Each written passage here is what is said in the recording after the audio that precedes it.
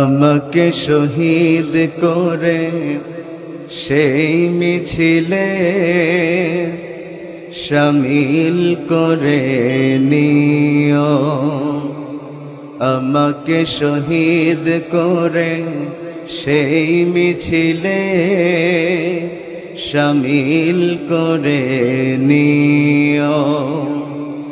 যেই মিছিলের নেতা আমির হামজা, খুবাইব খাব্বাব আল্লাহর ছিল যারা অতি প্রিয়, শামিল করে নিও।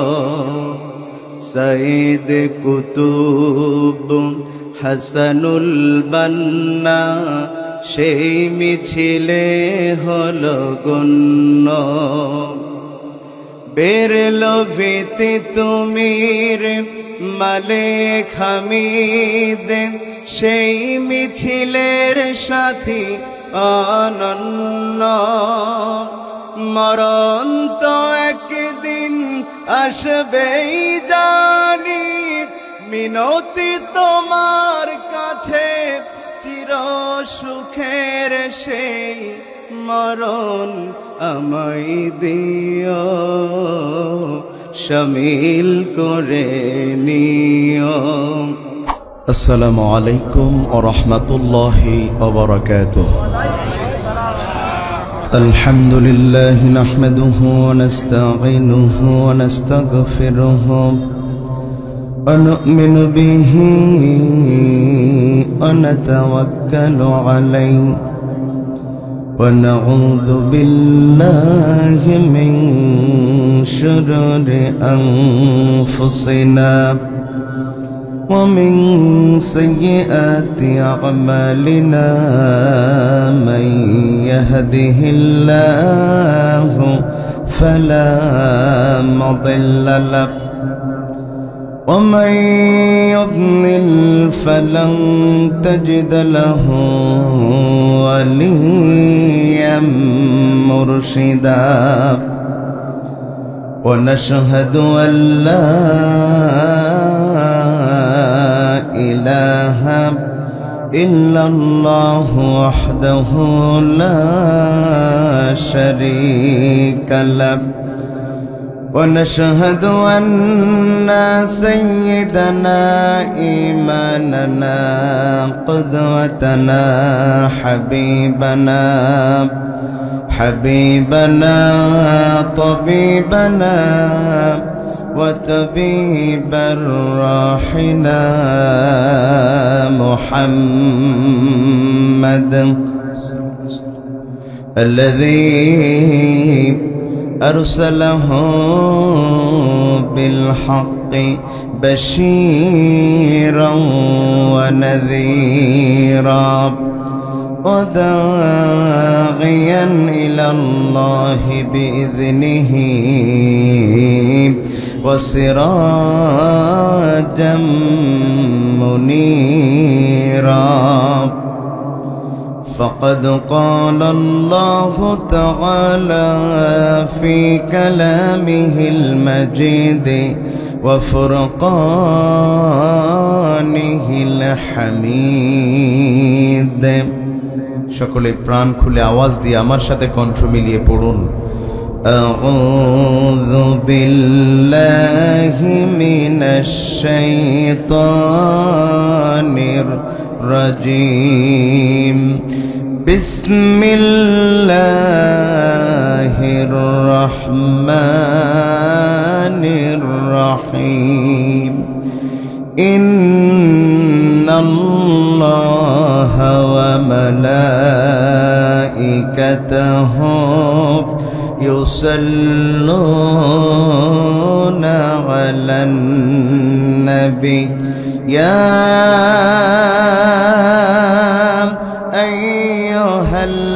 আইয়ুহাল্লাযীনা আমানু সাল্লু আলাইহি ওয়া সাল্লিমু তাসলিমা। আল্লাহুম্মা صل على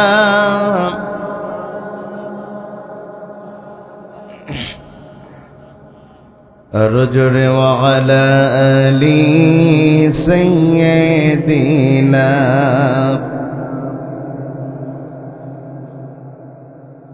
রাত গভীর হয়েছে, আপনাদের মনে হয় অনেক বেশি কষ্ট হচ্ছে প্রিয় ভাইয়েরা? কষ্ট হচ্ছে? আওয়াজের অবস্থা তো ভালো না, নাকি ভোটের জন্য জমা করে রাখতে শুরু করছেন? আওয়াজ দেওয়া যাবে ইনশাআল্লাহ? সবে আওয়াজ দিয়ে পড়ছি আল্লাহুম্মা সাল্লি আলা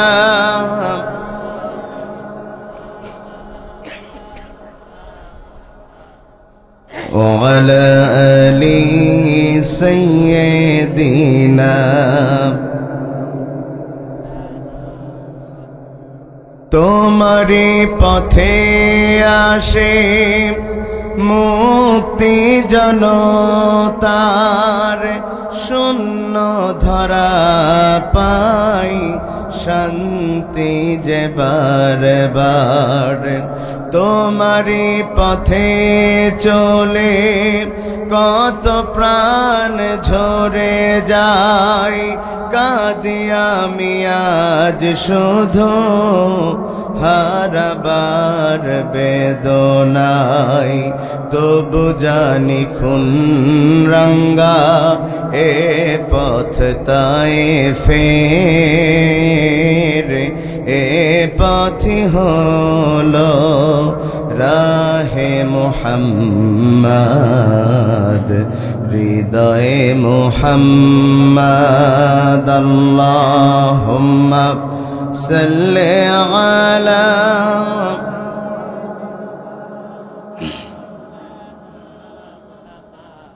وعلى آل سيدنا।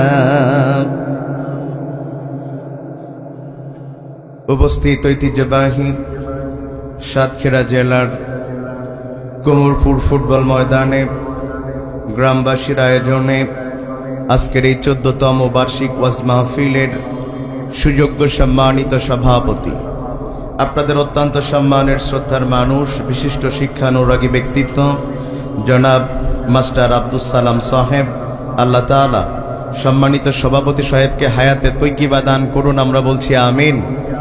সভাপতি সাহেব বেশি দিন বাঁচলে ক্ষতি আছে নাকি ভাই? একটু জোরে বলেন না আমিন। আজকের মাহফিল পরিচালনা করছেন প্রিয় ভাই মোহাম্মদ রবিউল ইসলাম, সেক্রেটারি বাংলাদেশ জামাত ইসলামী ৮ নম্বর ধুলিয়ার ইউনিয়ন। আল্লাহ তাআলা প্রিয় ভাইকেও কবুল করুন। এখানে এসে প্রধান অতিথির বক্তব্য প্রদান করে আপনাদের ধন্য করেছেন বাংলাদেশ জামাত ইসলামীর সাতক্ষীরা জেলা শাখার সম্মানিত আমির জনাব শহীদুল ইসলাম মুকুল। এসেছেন বিভিন্ন রাজনৈতিক দলের ছাত্র সংগঠনের নেতৃবৃন্দ, এসেছেন সুধীবৃন্দ, এসেছেন বিভিন্ন মসজিদের আইম্মায়ে কেরাম, এসেছেন হাদিউল হারামাইন হাফিজে কোরআন, এসেছেন বিভিন্ন স্কুল কলেজ মাদ্রাসার স্যারেরা উস্তাজেরা, এসেছেন পর্দার আড়ালে সম্মানিতা মা ও বোনেরা, এসেছেন আবাল বৃদ্ধা বনিতা ইসলাম প্রিয় তৌহিদি জনতা। সকলকে আলোচনার শুরুতে আবারও ফরমালি সালাম জানাচ্ছি, আসসালামু আলাইকুম ওয়া রাহমাতুল্লাহ। আপনারা সকলে কেমন আছেন? যারা আলহামদুলিল্লাহ বললেন না তারা কেমন আছেন? তারাও ভালো আছেন আলহামদুলিল্লাহ। আমাদের সুস্থ রেখেছেন কে? সাতক্ষীরাবাসী। যে আল্লাহ সুস্থ রাখলেন সে আল্লাহর জন্য আওয়াজ দিয়ে আকাশ বাতাস মুখরিত করে পড়ছি আলহামদুলিল্লাহ। দুরূদ এবং সালাম প্রেরণ করছি বিশ্ব মানবতার মহান আদর্শ, আপনার আমার জন্য আল্লাহ তাআলার পক্ষ থেকে প্রেরিত রহমা সাইয়্যিদুল মুরসালিন খাতামুন নবিয়্যিন রাহমাতুল লিল আলামিন জনাবে মুহাম্মদুর রাসূলুল্লাহ। আদম আলাইহিস সালাতু ওয়াস সালামের জামানা থেকে যে বাজারেই আল্লাহর রাস্তায় মৃত্যুবরণ করেছেন, আল্লাহ প্রত্যেককে শাহাদাতের মর্যাদা দান করুন। এই দেশের জন্য বারবার যারা জীবন দিয়েছেন আল্লাহ তাআলা তাদেরকেও শাহাদাতের মর্যাদা দান করুন। আপনাদের এই কোমরপুর অঞ্চল থেকে যত মুমিন মুমিনাত মুসলমান নরনারী কবরবাসী হয়েছেন, আজকে কোরআন শোনানোর ওসিলায় কবরের আযাব থাকলে আল্লাহ তাদের কবরের আযাব মাফ করে দিন, তাদের কবরগুলাকে আল্লাহ জান্নাতের বাগান বানিয়ে দিন। ভাই মাহফিলে আসতে পেরে বেজার না খুশি? আলহামদুলিল্লাহ, খুশি তো হবেন। কারণ এখন আর কথা বলতে গেলে কেউ গলার টুটি চেপে ধরার সাহস দেখাতে পারে না। একটা সময় বক্তা মঞ্চে ওঠার আগে কতবার যে দোয়া ইউনুস পড়া লাগতো, কথা বলছেন না? আল্লাহর কি কুদরত, সেই ইউনিসিটি ক্ষমতায় বসাই দিয়েছে যে ইউনিস যতদিন থাকবে ততদিন আর দোয়া পড়া লাগবে না। কি বলেন আপনারা? আলহামদুলিল্লাহ। আমি অত রাজনৈতিকভাবে গভীরভাবে কিছু বলতে চাই না, তবে 55 বছর এই দেশের বয়সে আমরা বর্তমান শাসকের চাইতে ভালো শাসক এখনো পাই নাই। প্রিয় ভাইয়েরা, মাহফিল করতে গেলে অনুমতি নেওয়া লাগতো। এলাকার পাতি নেতা, চোরা নেতা থেকে ডিসি পর্যন্ত যেতে যেতে জুতার তলা ক্ষয়া হয়ে যেত, তারপরে অনুমতি দিত না। জিজ্ঞাসা করতো বক্তা কোন দল করে, এরপরে অনুমতি দিলেও তারা ঠান্ডা হয়ে বসে থাকতে পারত না। তারা আবার কোন কথা বলা যাবে কোন কথা বলা যাবে না শর্ত দিয়ে দিত। দেখলে মনে হতো কোরআন তাদের বাপের কেনা সম্পত্তি। তারপরে জিজ্ঞাসা করতো বক্তা কোন দল করে। এত ফর্মালিটিস মেইনটেইন করার পরেও তারা চুপ থাকতে পারতো না। মাহফিলের দিন এসে কিরামান কাতিবিনদেরকে চারিদিকে দাঁড় করায় দিত যে বক্তা সরকার বিরোধী কোনো কথা বলে কিনা। যদি বক্তা তখন হক কথা বলতো, বক্তারে মঞ্চে কাউন্টার দিত, বক্তার মাইক কেড়ে নিত, বক্তার মা বাপ তুলে গালি দিত, বক্তারে ধরে নিয়ে জেলের মধ্যে ভরে দিত। প্রিয় সাতক্ষীরাবাসী, আলোচনার শুরুতেই স্পষ্ট বক্তব্য, যারা রাজনৈতিক স্বার্থে, দুনিয়ার ক্ষমতার স্বার্থে, ক্ষমতাকে স্থায়ী করবার জন্য কোরআনের মাহফিলে অনুমতি বন্ধ করে দেয়, বক্তা হক কথা বললে বক্তার মাইক কেড়ে নেয়, বক্তারে গালি দেয়, বক্তার মা বাপ তুলে গালি দেয়, বক্তারে ধরে নিয়ে মিথ্যা মামলা দিয়ে জেলের মধ্যে ভরে দেয়। উতুল্লিম বাদা যালিকা জানিম, ওরা বৈধ ঘরের সন্তান হতে পারে না, সব অবৈধ সন্তান।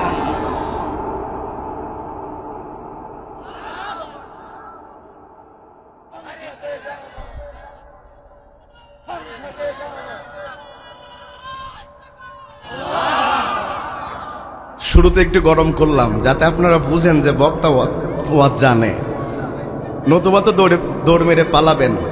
আমার মোহাররম ভাই আমার ডাক দিয়ে চমৎকার বয়ান শোনাচ্ছিলেন। যদি উনি ধারাবাহিক সময় পাইতেন, আশা করা যায় আমাকে আর প্রয়োজন হতো না। এত ভালো কথা ভাই বলেন, আপনাদের এলাকার কৃতি সন্তান। আল্লাহ তাআলা তার ইলমে আমলে কণ্ঠে বারাকা দান করুন। প্রিয় ভাইয়েরা, আমি আজকে একটা নির্দিষ্ট বিষয়ের উপরে কথা বলবো। খুব মনোযোগ দিয়ে কথা শুনতে হবে। কথার ফাঁকে ফাঁকে আমরা বর্তমান ক্রান্তিকালে যেই কথা মুসলিম উম্মাকে জানানো দরকার সেইগুলো কথার ফাঁকে ফাঁকে বলবো ইনশাআল্লাহ। আপনারা থাকবেন তো ইনশাআল্লাহ শেষ পর্যন্ত? দেখি কারা কারা থাকবেন না, হাত তোলেন। থাকবেন ইনশাআল্লাহ, আল্লাহ তাআলা কবুল করুন। প্রিয় ভাইয়েরা, আজকে আমরা যেই বিষয়ের উপরে কথা বলার নিয়ত করেছি, গত 1 মাস ধরে ওই আলোচনা আমরা মসজিদগুলোতে শুনেছি। গত 1 মাস আমরা একটা গুরুত্বপূর্ণ মাস পার করে এসেছি, যেই মাসে গুনাহ মাফ হয়। সেই মাসের নাম কি? রমজান মাস। আপনাদের কেমন কেটেছে? ভালো কেটেছে আলহামদুলিল্লাহ। এই প্রশ্ন এক শায়েখ তার এক মুসল্লিকে করেছিলেন যে আপনার রমজান কেমন কাটছে? মুসল্লি হাসতে হাসতে বললেন, হুজুর আমার রমজান খুব ভালো কাটছে। শায়েখ এবার কাঁদতে শুরু করলেন। হুজুর এই প্রশ্নের উত্তর শুনে আপনি কাঁদলেন কেন? হুজুর বলছেন, তোমার রমজান ভালো কাটছে তার মানে তুমি নিশ্চিত হয়ে গেছো যে আল্লাহ তাআলা তোমার গুনাহ মাফ করে দিয়েছেন।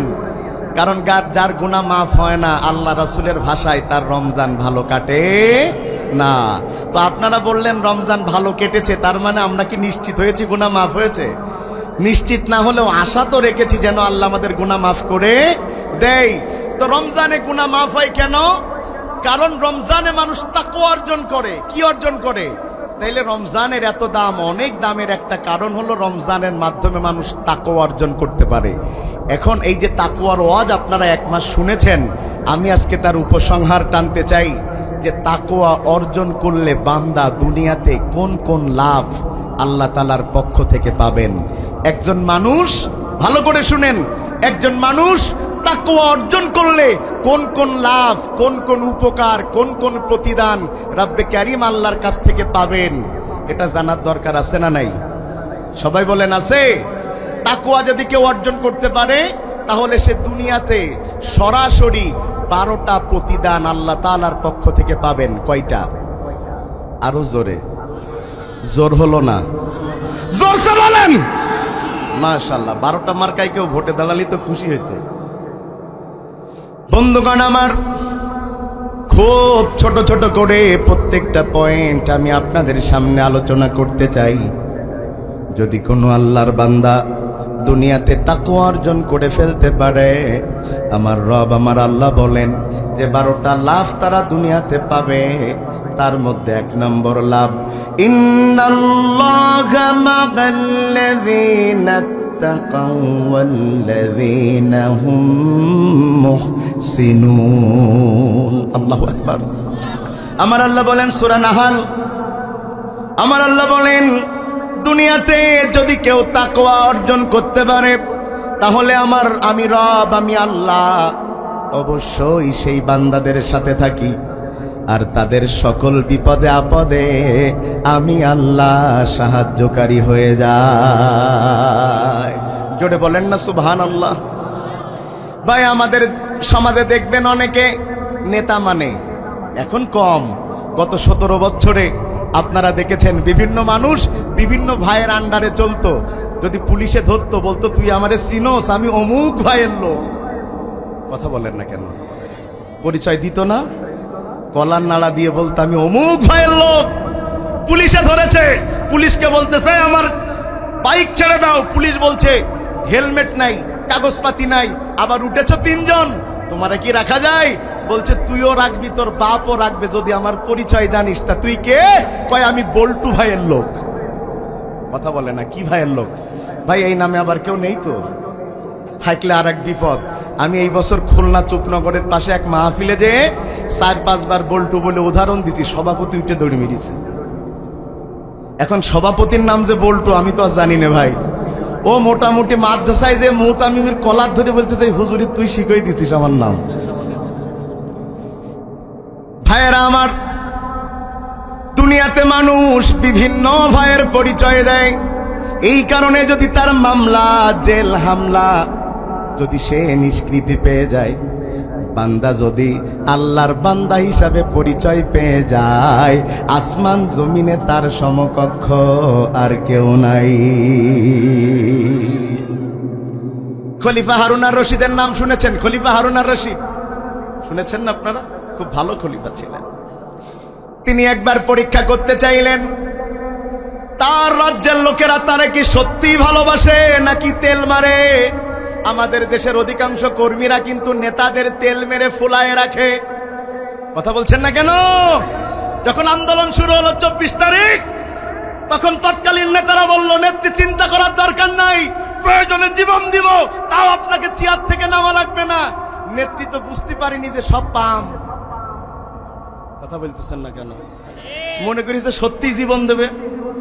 বলল 4 তারিখে সব নেতা কর্মী নামবেন যাতে টিকে থাকা যায়। ভাই, ওই যেটা সবচাইতে বলতো খেলা হবে, সবার আগে দৌড় মেরিছে। কথা বলছেন না কেন? ওই যে গাছে উঠিয়ে দিয়ে মই কেড়ে নেয়া, এটা তো আমাদের দেশের মানুষের স্বভাব। ওরা বক্তব্য দেয় নেতা আছে যেখানে, আমি আছি সেখানে। তো তোমার নেতা তো ভারতে, সাতক্ষীরায় কি করতে চাও? করতে চাও তার মানে বোঝা যায় পাম দিছিল। কথা কয় না কা? ভাই, এদেশে আপেল গাছ নেই, সেই জন্য কেউ নিউটন হয় না। তবে এদেশে সরিষা গাছ আছে, এই জন্য সব তেলবাজ হয়। কথা বলছেন না কেন? তেল মারতে মারতে নামের লকব দিতে দিতে খালি মরহুমটা বাকি। ওয়াজ করতে গেছি, হাসবো কত। আমি আজকে যেমন আপনারা মিছিল দিলেন প্রধান বক্তার আগমন, ও ভাই উপস্থাপক সেই প্রধান বক্তা বলতে যে আবেগে বলছে প্রধানমন্ত্রীর আগমন। তার মানে আমরা একটু বলতে গেলে বেশি বলে ফেলি। ও ভাই চলে যাচ্ছেন নাকি? ভাই রাগ করিয়ে আসবেন তো ইনশাল্লাহ। উঠা যাবে না বলো ভাই, খালি প্রস্তাব লাগলে উঠা যাবে।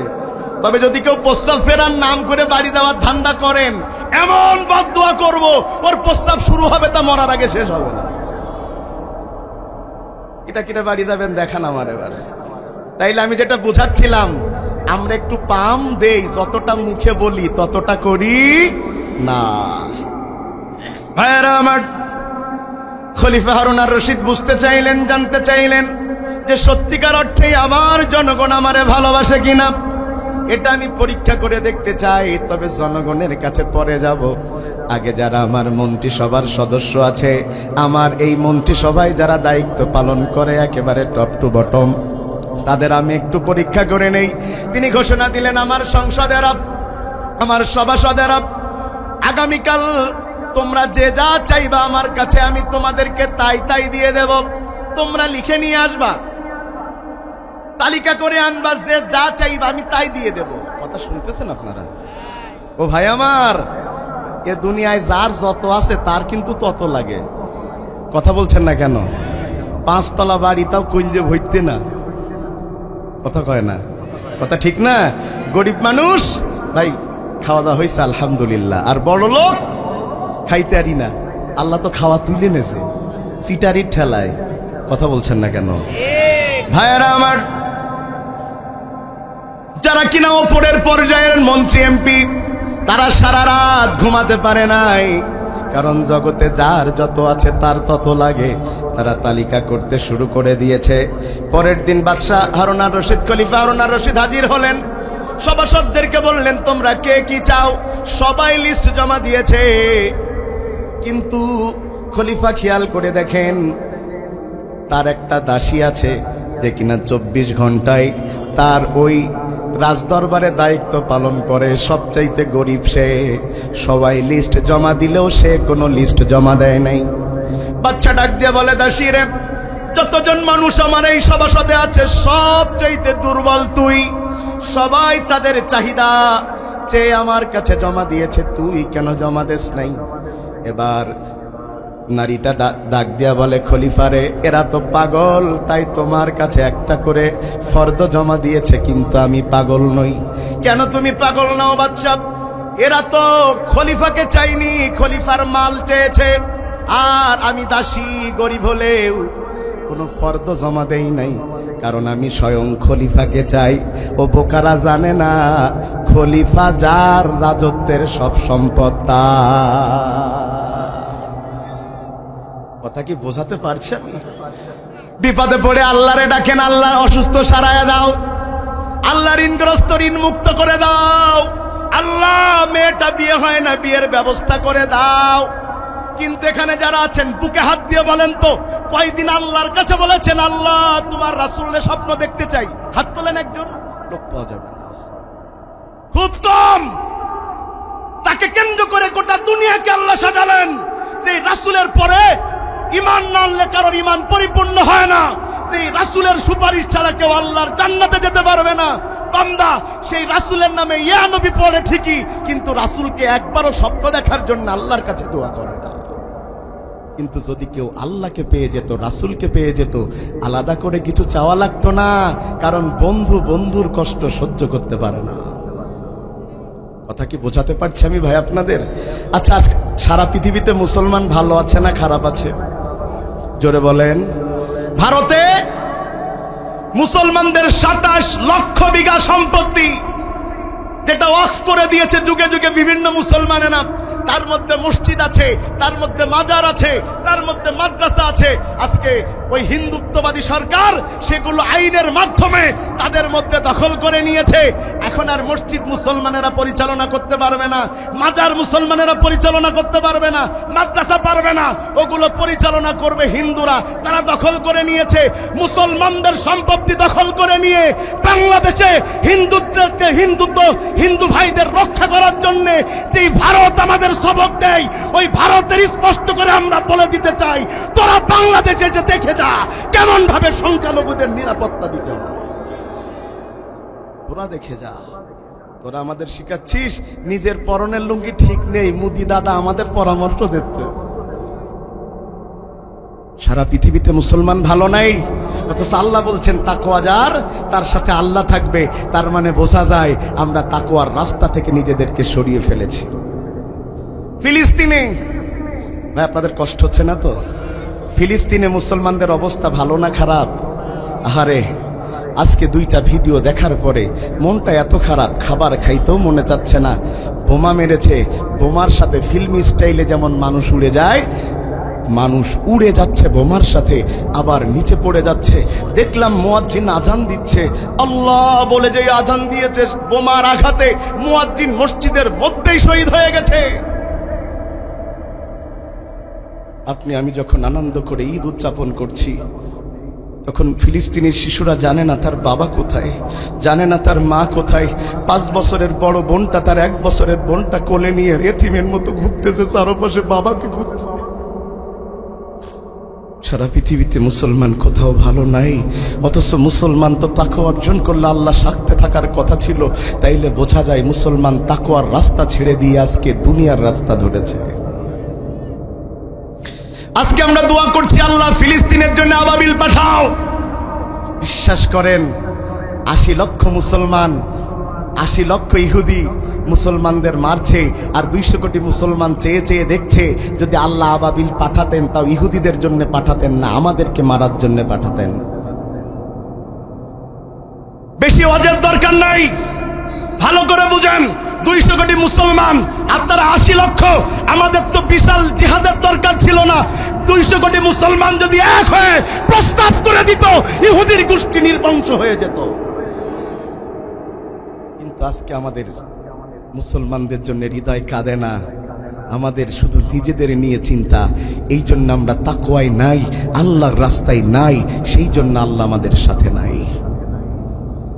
পাশান দিলে তোর একটু কি মায়া জাগে না, সজাতিরে হাহাকারে বাতাস কাঁদে, অন্তরে তবু কি ব্যথার প্রলেপে পড়ে না, ব্যথার প্রলেপে পড়ে না। আফগানে লহু ঝরে শত ভাইয়ের, বুকের কলিজা ছিঁড়ে কত মায়ের, ফিলিস্তিনে লুণ্ঠিত বোনেরা চল, এ কথা কি অন্তরে দাগ কাটে না, পাশান দিলে তোর একটু কি মায়া জাগে না, সজাতির হাহাকারে বাতাস কাঁদে, অন্তরে তবু কি ব্যথার প্রলেপে পড়ে না, ব্যথার প্রলেপে পড়ে না। প্রিয় ভাই, যদি ফিলিস্তিনিদের পক্ষে লড়াই করার জন্য আপনাদের ডাক দেয়া হয়, যেতে রাজি আছেন? হাত তুলে দেখায় দেন যে রাজি আছেন। আমি তো সেদিন আমার এক ভাষণে বলে দিয়েছি, টেলিভিশনেও বলেছি, যদি বাংলাদেশের 57টা মুসলিম রাষ্ট্রের রাষ্ট্রপ্রধানরা এক হয়ে ফিলিস্তিনের মুসলমানদের বাঁচানোর জন্য মুজাহিদ কমিটি গঠন করত, আমার বাংলাদেশ থেকে সবচাইতে বেশি সদস্য অংশগ্রহণ করত। আপনারা যেতে রাজি আছেন কারা কারা? তুই হাত তুলে দেখায় দেন। ভাইয়েরা আমার, যেতে রাজি আছেন ইনশাআল্লাহ? তাহলে তাকওয়া অর্জন করলে 1 নাম্বার আল্লাহ তাআলার পক্ষ থেকে সাহায্য পাওয়া যাবে, আল্লাহ সাথে থাকবেন। রাজি আছেন ইনশাআল্লাহ? 2 নাম্বারে, যদি কেউ তাকওয়া অর্জন করতে পারে, আমার আল্লাহ ঘোষণা দেন, ওয়া মাইয়াত্তাকিল্লাহা ইউকাফির আনহু সাইয়্যাতিহি ওয়া ইউযিম লাহু আজরা। আল্লাহু আকবার।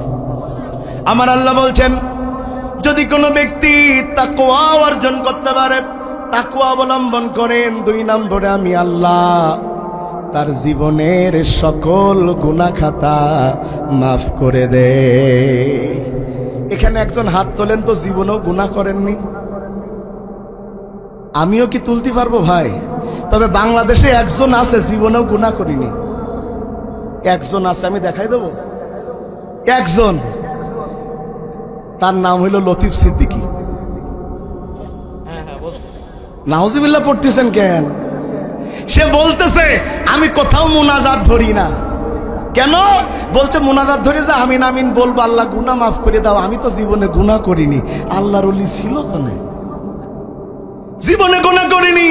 তার মানে সে বলতে চায় রাসূলের হাদিস মিথ্যা। রাসূল কি বলেন? কুল্লু বানি আদামা খাত্তা, খায়রুল খাত্তাইন আত-তাওয়াবুন। আমার আল্লাহ বলেন, আল্লাহর হাবিব বলেন, দুনিয়াতে যত আদম সন্তান আছে সবাই কোনো না কোনো গুনাহ করেছে, আর সবচাইতে ভালো গুনাহগার সে যে গুনাহ করার পরে আল্লাহর কাছে তাওবা করেছে। সুবহানাল্লাহ বলেন। ভাইয়েরা আমার, মন দিয়ে শুনেন, এমন একজন মানুষ পাওয়া যাবে না যে তার জীবনে কোনো গুনাহ করে নাই। গুনাহগার মানুষ কি আল্লাহর জান্নাতে যেতে পারবে? জোরে বলেন। তাহলে গুনাহ মাফ করার জন্যে তাকওয়া অর্জন করতে হবে। 2 নম্বরে তাকওয়া অর্জন করবে যারা, গুনাহ মুক্ত হয়ে আল্লাহর জান্নাতে যাবে তারা। ভাই আমার, গুনাহ করা একটা অপরাধ, তবে গুনাহ করে স্বীকার না করা তার চাইতে বেশি অপরাধ। কথা বলে না কেন? গুনাহ না করা একটা অপরাধ, গুনাহ করে স্বীকার না করা একটা অপরাধ। আমাদের দেশে বলে, আমি কি অপরাধ করেছি, আমার কি জন্য ক্ষমতাত্ব সরাবে, আমার অপরাধটা কি? 2000 মানুষ মেরে টের পেতে না কি দোষ করি? কথা বলছেন। আমি মনে করিলাম ভাই ভারত যাওয়ার পরে মানে এই ডায়লগ আর দিবেন না, একটা বক্তব্য দেওয়ার চান্স পেয়েছে এক জায়গায় সেই কথা। কি অপরাধ? শোনেন, একমাত্র শয়তানই তার কোনো অপরাধ খুঁজে পায় না। কথা বলছেন না কেন? একমাত্র শয়তান তার কোনো অপরাধ খুঁজে পায়।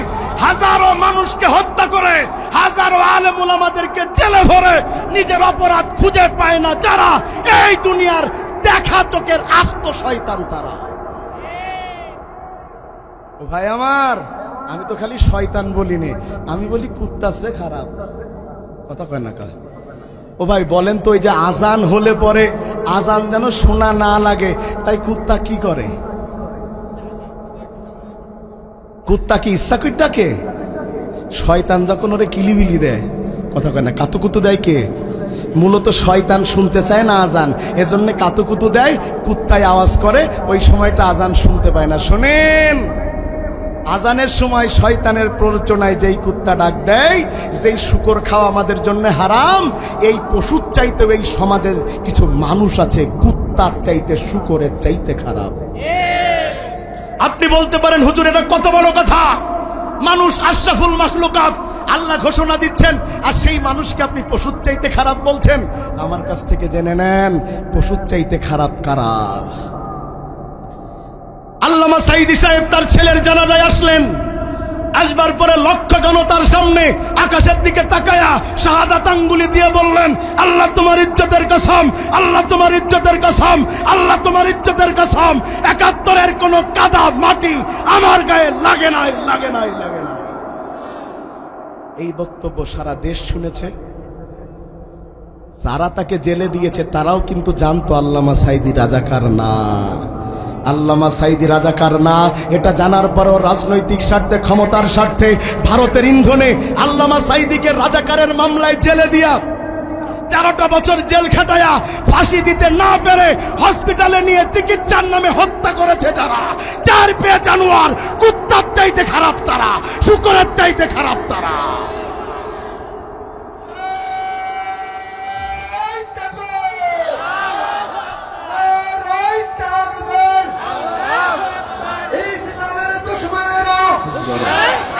হুশিয়ার সাবধান,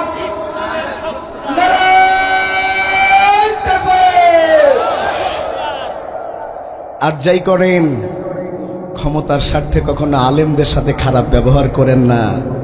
আপনি তো দেখা থেকে মনে করছেন কি করতে পারবে, আলেম কিছু করতে না পারলেও আলেমদের সাথে যে আল্লাহ আছে তিনি তো করতে পারবে। এত বুদ্ধি, বুদ্ধি ঠেলায় মাটিতে পা দে হাঁটে না।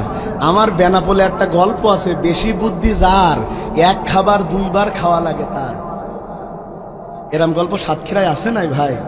যে 3 বন্ধু গিয়েছে হাটে, যায়া কাঁঠাল খাবে। এই 2-3টের মধ্যে একটা বিশাল বুদ্ধিমান আর জনমের কিপটে। 3 বন্ধুর মধ্যে একজন বলল, চলো আমরা কাঁঠাল খাই। কিপটে বলছে, কাঁঠাল খাবো মানে কোন সিস্টেমে? বলছে, কাঁঠাল কিনবো দাম ফেলে, খাবো, এরপরে 3 জন সমান টাকা দিব। কিপটে বলতেছে, তা হবে না, কেউ বেশি খাবে, কেউ কম খাবে, আর সমান টাকা দেবে তো গণতান্ত্রিক অধিকার না। আগে তুমি কাঁঠালের দাম করো, কাঁঠাল আনো, কাঁঠাল খাবো, যে কয়টা খাবো তার সামনে বিচি রাখবো, বিচি গুনবো, যে যেই পরিমাণ খাইছে সে সেই পরিমাণ টাকা দেবে। কথা শুনতেছেন আপনারা? বাকি দুইটা বলল যদি ওরা রাজি না তাও কিপ্টের কারণে বলল ঠিক আছে। কাঁঠাল কিনলো, কিনে তিনজন মিলে খায়, ওরা দুইজন খায় আর সামনে রাখে, আর কিপ্টে বুদ্ধির ঠেলায় বিসি শুদ্ধ খায়ালায়। খাওয়া দাওয়া শেষ, সামনের দিকে তাকায় দেখে একজনের সামনে 57টা বিচি, একজনের সামনে 52টা বিচি, আর ওই বুদ্ধিমান কিপ্টের সামনে মোটে 4টে বিচি। বলতেছে 4টে টাকা, বলতেছে তো 4টে তোরা টাকা দিতে হবে না, টাকা আমরা দিয়ে দিলাম। আসলে খাইছে কিন্তু সবচেয়ে বেশি 67টা। কয়টা? ওরা দুইজন টাকা দিয়ে চলে গেছে। কিপ্টের মনে কি আনন্দ, খাইছি বেশি, টাকা দেয়া লাগলো না, বুদ্ধি ভালো। বাড়ি চলে গেছে, বাড়ি যেয়ে খালি হাসতেছে। বউ বলে এত হাসো কেন? বলে হাসবো না, বুদ্ধি থাকলে খাওয়া যায়, আবার টাকা দেয়া লাগে না। বউ তো কিছু বুঝে না। দুইজন মিলে শুয়ে গল্প করতেছে, আকাশ ডাকতেছে, ভীষণ বৃষ্টি শুরু হয়েছে। আকাশও ডাকে, ওই কিপ্টের পেটের মধ্যেও ডাকে, কড়কড় কড়কড়। এমনিই তো কাঁঠাল সহ্য হয় না, আর বিসি শুদ্ধ কি সহ্য হয়? বলতেছে বউ, বউ বলতে তোমার চোখ মোটামোটা হইতে কেন? বলছে বুঝবি না বদনান। বউ বদনান দিকেছে ভাই, কাঁঠালের পেটে ডাক সহ্য হওয়া লাগবে তো। ও বাথরুম তো যাওয়ার টাইম পাইনি, একেবারে টিনির চাইল সোজা বসে ঝেড়ে দিস। যা খাইছিল আস্ত, একদম আস্ত 67টা কুয়া চকচক করতে আছে। বৃষ্টির পানিতে সব চকচক করে ধুয়ে চলে গেছে। পরের দিন সকালে বেচারা কাজে যাবে। বউ বলছে কালকে যে দাঁত কেলাত কেলাত বাড়ি আসলে, বাজার তো আনোনি, খাবো কি? বলছে আজকে আশেপাশে যা পাস কুড়াই কালাই দেখ, চালাই দে। ডানে যাই কিছু পায় না, বামে যাই কিছু পায় না, সামনে যাই কিছু পায় না। মন খারাপ করে বলল পিছনে একবার ঘুরে আসি। পিছনে যায় দেখে 67টা কুয়া চকচক করতে আছে, বুঝলেন? ও তখন দেখে বলতেছে আল্লাহ, আল্লাহ যখন দেয় সফর হইলেই দেয়। 67টা কোয়া নিয়ে সুন্দর করে একেবারে ধৌত করে মাখো মাখো ঝোল করে রান্না করিস। স্বামী বেচারা কাজ শেষ করে বাড়ি এসেছে, এসে বউরে বলতেছে বউ ভাত দে, খিদে পেট। ভাত দিয়েছে আর ওই কাঁঠালের ভুনা, বিচি ভুনা। 8-10 লোকমা খাওয়ার পরে যখন পেট অর্ধেক ভরে গেছে, হঠাৎ মাথায় আসলো কাঁঠাল তো কিনিনি, বিচি পাইলো কেন? কোন আত্মীয় স্বজনও তো দেয়নি, পাইলো কনে? চোখ মোটা মোটা হয়ে গেছে অলরেডি। বলছে বউ এ বিসি পালি কনে? বউ বলছে আর বলছা, আল্লাহ যখন দেয় এইভাবেই দেয়, একটা দুটো না 67টা। বলতে বোঝা হয়ে গিয়ে পেছনে পাইছিস? বলতে তুমি জানলে কন্থে? বলতেছে কইটি কিছু তো বলা যাচ্ছে না, লজ্জার বিষয়। কানতেছে আর মনে মনে বলছে আল্লাহ, জীবন থাকতে আর বেশি বুদ্ধি করব না। যদি জানতাম বেশি বুদ্ধি করার কারণে যেই খাবার মুখ দিয়ে ঢুকাইছো, ওই খাবার আবার নিচ দিয়ে বের করে আবার মুখ দিয়ে ঢুকাবা, আল্লাহ চাইলে বেশি বুদ্ধি করব না। তারাও বেশি বুদ্ধি করেছিল, আলেমদেরকে ফাঁসি দেওয়ার জন্য তারা স্পেশাল ট্রাইব্যুনাল গঠন করেছিল, নিজেরা বিচারক দিয়েছিল, নিজেরা আইনজীবী দিয়েছিল। আমাদের কোনো অধিকার ছিল না। তারা মনে করেছিল এটা 41 সাল নয়, সারা জীবন ক্ষমতায় থাকবে, এই ট্রাইব্যুনালে আলেমদের ফাঁসি দিতেই থাকবে। কিন্তু ঘটিত উল্টে গিয়েছে। সেই ট্রাইব্যুনালে আলেমদের মামলা করেছিল, ওই ট্রাইব্যুনালে এখন মহিলা ফেরাউনের নামে মামলা হয়েছে। ও যদি জানতো ক্ষমতা চলে যাবে আর ওই ট্রাইব্যুনালে ওর ফাঁসি ঝুলনির জন্য বসে থাকতো, আল্লাহর কিরে ও জীবন থাকতে ট্রাইব্যুনাল গঠন করতো না। কথা কি বোঝা গেছে নাকি ভাই? এই জন্য ভাই চিন্তা করবেন, খাওয়ার আগে চিন্তা করবেন বের হবে কিনা। ভাইরা আমার, যদি কোন আল্লাহর বান্দা তাকওয়া অর্জন করতে পারে, 2 নম্বরে আমার আল্লাহ বলছেন আমি আল্লাহ তার জীবনের গুনাহ খাতা মাফ করে দেই, আর আমি তাকে এমন প্রতিদান দেই বান্দা কল্পনাও করতে পারবে না। এখানে যারা বসে আছেন, নিজের আমলের বিনিময়ে জান্নাত পাওয়ার নিশ্চয়তা কার কার কাছে আছে? আমলের বিনিময়ে, আমার আমল এত ভালো, আল্লাহ আচ্ছা হাত তুলিছেন, আমিও তুলতে পারবো না, তুলেন না আন্দাজে। আমলের বিনিময়ে জান্নাত পাওয়ার মতো কোনো মানুষ নাই। সবাই শুনেন, আমলের বিনিময়ে জান্নাত পাওয়ার মতো কোনো আমলদার কোনো নবী পর্যন্ত ছিলেন না। তারা জান্নাত পেতে চাইতেন আল্লাহর সন্তুষ্টির মাধ্যমে। ভাইয়েরা আমার, রিয়াদুস সালেহিনের বর্ণনা, বনী ইসরাইলে একজন ব্যক্তি ছিলেন বড় আবেদ। এত আমল তিনি করেছেন, তার আমল আল্লাহর কাছে বড় পছন্দ হয়েছে। উনি আমল করতে করতে একটা সময় পাহাড়ের উপরে ঘর বেঁধেছেন যাতে তার আমল করতে কোনো ডিস্টার্ব না হয়। একেবারে সহি বর্ণনা। আল্লাহ তাআলা তার আমলে এত খুশি হয়েছেন ওই মানুষটাকে যেন নিচে নেমে এসে আর খাবার খোঁজা না লাগে, এই জন্য পাথরের পাহাড়ের বুক চিরে আল্লাহ তার জন্য আঙ্গুর গাছ আর বেদানা গাছ বের করে দিয়েছেন। সুবহানাল্লাহ বললেন না? যেন নিচে নেমে তার আমলের সময় নষ্ট না হয় সেজন্য আল্লাহ কি গাছ দিয়েছেন? কথা কয় না। আঙ্গুর গাছ আর ডালিম গাছ। পানি যেন তার নিচে যাওয়া না লাগে, পাথরের পাহাড়ের বুক চিরে আল্লাহ মিষ্টি পানি দিয়েছেন যাতে গোসলও করতে পারেন, ওযুও করতে পারেন। এমন আমলদার মানুষটা একদিন মারা গিয়েছে। মারা যাবার পরে রাসূলের বর্ণনা, লোকটাকে যখন জান্নাতের দিকে নিয়ে যাওয়া হবে তখন আমার আল্লাহ তাআলা বলছেন আমার উম্মতকে, আমার বান্দাকে আমার দয়ায় জান্নাত দাও। মন দিয়া শুনেন, আল্লাহ বলছেন আমার বান্দাকে আমার দয়ায় জান্নাত দাও। লোকটা দাঁড়িয়ে পড়েছে, বলছে আল্লাহ এত আমল করেছি, গ্রাম ছেড়ে পাহাড়ে চলে গেছি, আপনি আমার আমলে এত খুশি হয়েছেন, আঙ্গুর গাছ দিয়েছেন, ডালিম গাছ দিয়েছেন, আপনি আমার আমলে এত খুশি হয়েছেন, মিষ্টি সুপেও পানি দিয়েছেন, সে আপনি কিনা আমাকে এখন আপনার দয়ায় জান্নাতে যেতে বলছেন, কেন আমি কি আমার আমল দ্বারা জান্নাত পেতে পারি না? আমার আল্লাহ বলছেন ওরে জান্নাতে নিস না, দাঁড় করা। দাঁড় করিয়ে দিয়ে এবার আমার আল্লাহ বলছেন আমি আমার এই বান্দাকে চোখে দেখার যেই নিয়ামত দিয়েছিলাম এই নিয়ামতটাকে একটা পাল্লায় দে আর ওর আমলকে একটা পাল্লায় দে। যদি শুধু চোখে দেখার নিয়ামত ওর আমলের চাইতে একটু কম হয় আমি ওকে জান্নাত দিয়ে দেব। এক পাশে যখন চোখে দেখার নিয়ামত রাখা হয়েছে আর এক পাশে তার আমল রাখা হয়েছে, দেখা গিয়েছে আমলের ওজন কমে গেছে, নিয়ামতের ওজন বেড়ে গেছে। আমার আল্লাহ বলছেন ও বান্দা তুমি যে আমল করেছো এক চোখের নিয়ামতের সমান নয়, এখনো তো কানে শোনার নিয়ামত আছে, মুখে বলার নিয়ামত আছে, হাঁটার নিয়ামত আছে, লেখার নিয়ামত আছে। সব নিয়ামত যদি এক জায়গায় করি তোমার আমল তো খুঁজেই পাওয়া যাবে না। তার মানে বোঝা যায় আমলের জোরে জান্নাতে যাওয়ার মতো কোনো মানুষ পৃথিবীতে নাই। জান্নাতে কেবল যাবে তারা আল্লাহর সন্তুষ্টি অর্জন করে কবরে যাবে যারা। 3 নম্বরে তাকওয়া অর্জন করবে যারা, আমার আল্লাহ বলছেন ওয়াত্তাকুল্লাহ ইন্নাল্লাহা গফুরুর রহিম। 3 নম্বরে তাকওয়া অর্জন করবে যারা মাগফিরাত পাবে তারা। তাকওয়া অর্জন করবে যারা মাগফিরাত পাবে। মাগফিরাতটা কি জিনিস? আচ্ছা মানুষ কি সব গুনাহ ইচ্ছা করে করে?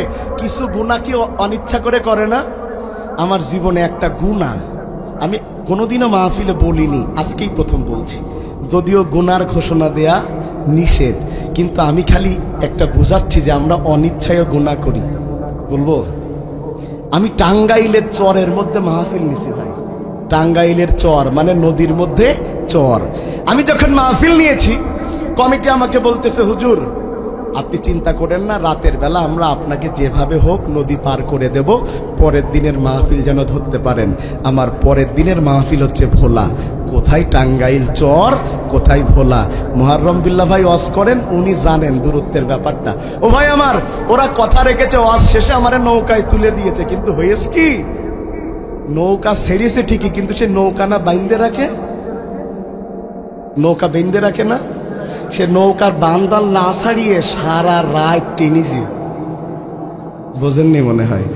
এত কুয়াশা সেই দিন নিজের পশম দেখা, ওরা যে দড়ি খোলেনি দেখাও তো যাচ্ছে না, লাইট মারলে 1 ইঞ্চি সামনেও দেখা যায় না। সারা রাত দাঁড় দেওয়ার পরে ফজরের সময় বলছে হুজুর দিক হারাই ফেলিছে, আর যাওয়া যাবে না, বসে থাকেন। বসে থাকলাম। 10টার দিকে যখন কুয়াশা কমে গেছে তখন দেখলাম দড়ি খুলিনি। কি খুলিনি? কমিটির কাছে ফোন দিলাম। ভোলার মাহফিলগুলো হুজুররা জানেন এক মঞ্চে একই বক্তা 2 দিন 3 দিন করে ওয়াজ করে। ওই মাহফিল আমার একই মঞ্চে 2 দিন আলোচনা। আমি ফোন দিয়ে বললাম আজকে আসতে পারবো না, কালকের মাহফিল আমি ধরতে পারবো। এই অবস্থা। ওরা মেনে নিল। এবার ওরা আমারে পার করে দিল, দিয়ে টাঙ্গাইল থেকে আমি বাসে উঠলাম। আমি তখন এই কি বলে গাড়ি নিয়ে চলতাম না, তখন অত বড় বক্তা, বড় বলা যায় না, মানে অত টাকা আমারে দিত না তখন গাড়ি নিয়ে যাওয়ার মতো। উঠলাম সেই বাস ঠেলতে ঠেলতে, জ্যামে যেতে যেতে আজ রাত করে ফেলেছে ঢাকায়। লঞ্চ লাস্ট যেটা ছাড়বে সেটার কয়েক মিনিট বাকি। সিএনজিতে উঠলাম, যদি আজকের এই লঞ্চ ধরতে না পারি কালকের মাহফিলও বন্ধ। সিএনজিতে ওঠার পরে ওই সিএনজিওয়ালা জোরে আমার তাড়া দেয়া দেখে জোরে যাইতে যেয়ে এক দামি প্রিমিয় গাড়ির পিছনে মেরে দিয়েছে। ওই গাড়ি একেবারে নতুন গাড়ি। মেরে দেওয়ার পরেই ওই জ্যামের মধ্য থেকে ও কেটে কেটে সামনে গিয়েছে যাতে ওই গাড়িওয়ালা ধরতে না পারে। কিন্তু ওই গাড়িওয়ালা এর ঠিকই মার্ক করিস করে ঠিক সামনে এসে ব্যাগড় দিয়েছে, দিয়ে বলতেছে এই তুই আমার গাড়ির পিছনে মারিছিস। ও বলতেছে আল্লাহর কিরে আমি মারিনি। কথা শুনতেছেন আপনারা? ভিতরে আমাকে দেখে জুব্বাওয়ালা, আমি যদিও সেজে গুজে থাকি না কিন্তু দেখলি তো হুজুর পানা লাগে, হুজুর তো লাগে অন্তত। বলতেছে হুজুর ওর কথাও বাদ আমার কথাও বাদ, আপনি বলেন মেরিস কিনা। এখন আমি যদি বলি মেরিস ওর কাছ তো জরিমানা নেবে, আমি লঞ্চ ধরতে পারবো না। এ ওয়াজ আবার নেটে ছেড়েন না, হুজুরি মান সম্মান শেষ। ভাই আমি এখনো মাঝে মধ্যে রাতে আমার এই অন্যায়ের কথা আমার মনে পড়ে। আমি শুধু চিন্তা করি ওই লোকটা যদি আমারে মাপ না করে, আমি মাপ চাইতে না পারি, কিয়ামতের দিন এই একটা আমল আমাকে হয়তো জান্নাত থেকে ওই রাস্তায় দাঁড় করিয়ে দিবে। আমি কৌশল করলাম, আমি মেরেছে কিনা তাও বললাম না, নাকি মারেনি তাও বললাম না। আমি করলাম, আমি খালি বললাম ভাই আমার মাহফিল ধরতে হবে, আমি এই টেনশনে বাকি দুনিয়ার খবর আমার আর নেই। ও তখন বললো হুজুর যখন বলিস তা যা চলে।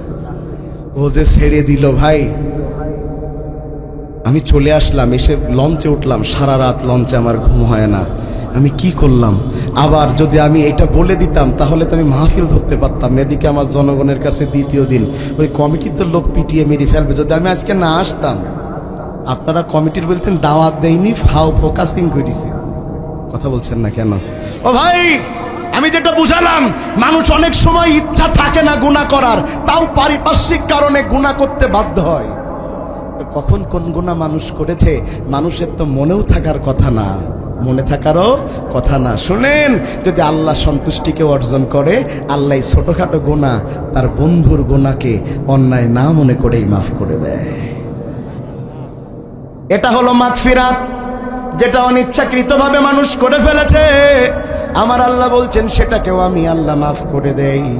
এরপরে আল্লাহ 4 নম্বরে বলছেন, যদি কোনো আল্লাহর বান্দা তাকওয়া অর্জন করতে পারে, আমি আল্লাহ দুনিয়াতে যত কঠিন বিপদ তার হোক না কেন, কাজে যত বিপদে পড়ে যাক না কেন, তার সকল কাজ আমি আল্লাহ এমন সহজ করে দেই বান্দা চিন্তাও করতে পারে না। আমার আল্লাহ বলছেন وَمَن يَتَّقِ اللَّهَ يَجْعَل لَّهُ مِنْ أَمْرِهِ يُسْرًا। আমার আল্লাহ বলছেন যারা তাকওয়া অর্জন করে আমি তাদের সকল কাজ সহজ করে দেই। জোরে কন্না সুবহানাল্লাহ। আল্লাহ কি সবার সকল কাজ সহজ করে দিতে পারে? জোরে বলেন। একটা গল্প শোনায় আপনাদের, গল্প তবে প্রচুর শিক্ষণীয়, খুব মন দিয়ে শুনেন। পাকিস্তানের এক ডক্টর, নাম তার ডক্টর ঈশান। ডক্টর, কথা ভাই শুনতেছেন আপনারা নাকি কষ্ট হচ্ছে আপনাদের? শুনতেছেন? পাকিস্তানের একটা ডক্টর, ডক্টর ঈশান, খুব নামকরা ডাক্তার, হার্টের ডাক্তার। 1 বছর ধরে লাগে তার সিরিয়াল দিতে। কথা শুনতেছেন আপনারা? এমন ডাক্তার আছে না সাতক্ষীরায়ও, যে মানে 1-2 সপ্তাহ লাগে, পাওয়া যায় না সব সময়। ঢাকাতে আমরা যাই না, ইন্ডিয়াতে যাই না, উনারে পাওয়া যায় না মোটে। উনি একটা সময়ে হার্টে একটা গবেষণা করলেন, সেই গবেষণায় এত সমাদৃত হলো পৃথিবীতে, তাকে পুরস্কার দেওয়ার জন্য রাজধানীতে ডাকা হলো। তিনি যাবেন, তিনি বের হলেন তার এলাকা থেকে, উনি বিমানে উঠলেন, কিন্তু রোডে এত বেশি সেই দিন আকাশ খারাপ হয়েছে, বিমান আর গেল না, মাঝপথে বিমান থেমে গেছে, অন্য জায়গায় তাকে নামিয়ে দিয়েছে। এখন নির্দিষ্ট টাইমেতে এই ডাক্তারের সেই পদক নেয়ার জন্য যাওয়া লাগবে, কিন্তু বিমান তো থেমে গেছে। প্রশ্ন করলেন এরপরে কি করে আমি আমার প্রোগ্রামে যাই? বিমান কর্তৃপক্ষ একটা গাড়ির ব্যবস্থা করে দিল, প্রাইভেটের ব্যবস্থা করে দিল। আপনি এই প্রাইভেটে করে যান, প্রোগ্রামের শুরুতে ঢুকতে না পারলেও শেষের দিকে হয়তো পৌঁছে যাবেন।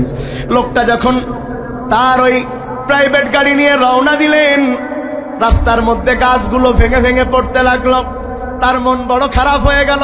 ওদিকে তো বিমান নামাতে বাধ্য হয়েছে, এইদিকে তো রাস্তায় যেভাবে কতক্ষণ ধরে গাছ সরায়া সরায়া যাওয়া যায়, একটা রাস্তার উপরে এত বড় একটা গাছ পড়েছে। এবার ড্রাইভার ডাক দিয়ে বলে, স্যার কোনোভাবেই এই গাছ আর সরানো সম্ভব নয়, আর যেইভাবে গাছ ভেঙে পড়ছে আমি মারা যেতে পারি। গাড়ি যা হয় হোক গিয়া চলেন আশেপাশে একটা বাড়ি খুঁজে বের করি। তারা খুঁজতে খুঁজতে গ্রামের মধ্যে একটা বাড়ি পেয়ে গেল। ওই যে টিপ টিপ করে আলো জ্বলছে, ডাক্তার যে ডাক দিল, একটা মহিলা বের হলো, বের হয়ে বলল, কি চান? বলে, বিপদে পড়েছি, এখন যাওয়ার কোনো জায়গা নাই, বাইরে দাঁড়িয়ে থাকলেও বড় রিস্ক, একটু আপনার ঘরের মধ্যে জায়গা দেয়া যায় নাকি? মহিলাটা বলল, আসেন, গরিবের বাসা, কেমনে থাকবেন, একটু বসেন, নাস্তা তেমন আমার ঘরে নাই, যা আছে ব্যবস্থা করি। এই কথা বলে ঘরের মধ্যে চলে গেছে ওই মহিলা। যাওয়ার পরে ডাক্তার সাহেব খেয়াল করলেন ছোট্ট একটা বাচ্চার কান্নার আওয়াজ। এটা সাধারণ কোনো কান্না নয়, মনে হচ্ছে এমন যন্ত্রণা সে সহ্য করতে পারছে না, এই জন্য সে কান্নাকাটি শুরু করে দিয়েছে। ডাক্তার ঈশান মহিলাকে ডেকে বলল, কি হয়েছে বলেন? বলে, কি হবে, আমার একটা নাতি ঘরের মধ্যে, তার মা বাবা বেঁচে নাই, আমি তারে দেখাশোনা করি, তার কি একটা রোগ হয়েছে হার্টে, এমন কোন ডাক্তার নাই যেই ডাক্তারে আমি দেখাই নাই। ডাক্তাররা সর্বশেষ একটা ডাক্তারের নাম বলেছে, সেই ডাক্তারের নাম হলো ডাক্তার ঈশান, কিন্তু তাকে সামান্যভাবে চেষ্টা করলেই পাওয়া যায় না, 1 বছর লাগে, চিকিৎসার অনেক খরচ। আমি প্রতিদিন দোয়া করি, আল্লাহ ওই ডাক্তারকে একটু আমার নাতিকে দেখানোর তৌফিক দান করে দিও। ডাক্তার অবাক হয়ে ডাক্তারের চোখ দিয়ে পানি পড়ছে, কারণ মহিলা তো ডাক্তারের পরিচয় জানে না। যেই ডাক্তারকে সে চাই সেই ডাক্তারকে আল্লাহ তার বাড়ি এনে হাজির করে দিয়েছেন। সুবহানাল্লাহ কইলেন না রে ভাই? মহিলা ডাক্তার বলছে, যদি আমি তার ব্যবস্থা করে দিই তুমি কি রাজি হবা নাকি? মহিলা বলতেছে, আপনি যদি ব্যবস্থা করে দেন সেটা তো আল্লাহ তাআলার পক্ষ থেকে রহমত, কারণ আজকে সকালেও আমি যখন আমার নাতির জন্য দোয়া করে ঘুমাইছি, আমি যেন স্বপ্নের মধ্যে দেখেছি আমাকে আল্লাহ বলেছেন তোমার নাতিকে দেখানোর ব্যবস্থা তো হয়ে যাবে। আল্লাহ যদি চান হয়ে যেতে পারে, তা আপনি বলেন আমার এখন কি করা? ডাক্তার ঈশান বলছেন, আপনার নাতিকে আনেন। সেই ডাক্তারের কাছে যাওয়ার জন্য আপনি এত দোয়া করেছেন আল্লাহর কাছে, আল্লাহ আপনার দোয়া এমন ভাবে কবুল করেছেন, আপনার যাওয়ার প্রয়োজন নাই, আল্লাহ স্বয়ং ডাক্তারকে আপনার বাড়ি হাজির করে দিয়েছে। তাকওয়া যদি হয়, আল্লাহ তার সব বিষয়কে সহজ করে দেয়, এমন ভাবে সহজ করে দেয় বান্দা সেটা চিন্তাও করতে পারবে না। আল্লাহর ভয় যদি আপনি করেন, আল্লাহর দায়িত্ব হয়ে যায় আপনাকে রক্ষা করা। যাদের হৃদয়ে আছে আল্লাহর ভয়, তারা কভু পথ ভুলে যায় না। আল্লাহর প্রেম ছাড়া এই দুনিয়ায় কারো কাছে কোনো কিছু চাই না। রাতের আধারে যারা সিজদাতে রয়, দু চোখের অশ্রুতে নদী যেন বয়, ছলনার হাতছানি যত আসুক পিছনে ফিরেও তাকায় না। যাদের হৃদয়ে আছে আল্লাহর ভয়, তারা কভু পথ ভুলে যায় না। ঠিক না বে ঠিক? প্রিয় ভাইয়েরা আমার, তাইলে তাকওয়া অর্জন করলে লাভ কয়টা বলেছি বলেন তো? 12টা। মাশাআল্লাহ। কয়টা বলছি? কয় নাম্বার? 4 নাম্বার বলেছি। 5 নম্বরে যদি কেউ তাকওয়া অর্জন করতে পারে, আমার আল্লাহ বলছেন শোনো, ইন্নালিল মুত্তাকিনা মাফাজা, আমি আল্লাহ সেই মুত্তাকিদেরকে সফলতা দান করে দেই। জোরে কন্যা সুবহানাল্লাহ। সফলতার মালিক কে? এই যে 5ই আগস্টের আন্দোলন, কেউ বলে মাস্টার মাইন্ড বিএনপি, কেউ বলে জামাত, কেউ বলে শিবির, কেউ বলে বৈষম্য বিরোধী ছাত্র আন্দোলন, সবাই সবারটা নিয়ে ব্যস্ত। আর আমি মনে করি এই আন্দোলনের সফলতার মাস্টার মাইন্ড স্বয়ং আমার আল্লাহ। ঠিক না বে ঠিক? আল্লাহ যদি না চাইতেন 17 বছরে তো হয়নি। কথা বলছেন না কেন? 17 বছরে তো হয়নি। হয়েছে কে? তাকওয়ার রাস্তায় থাকবেন, আল্লাহ সফলতা দিবে, আপনি চিন্তাও করতে পারবেন না।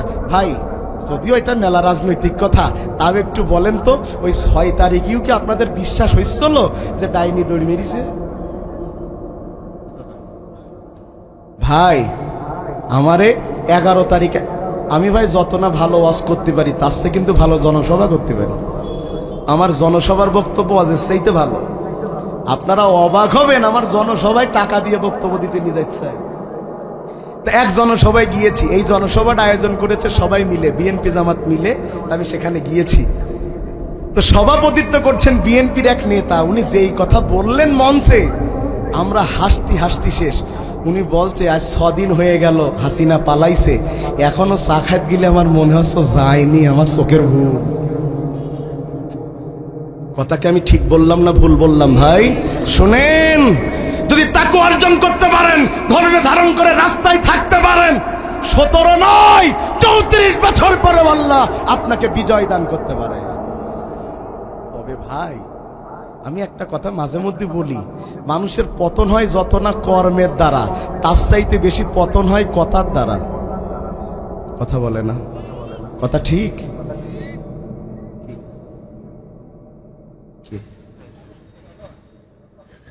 ভাইয়েরা আমার, মানুষের যত না পতন হয় কাজের দ্বারা, তার চাইতে বেশি কথা বলছেন না। আপনারা আমার কাজ দেখতে নিয়ে আইছেন না কথা শুনতে নিয়ে আইছেন? শুনেন, কথা বড় কঠিন জিনিস।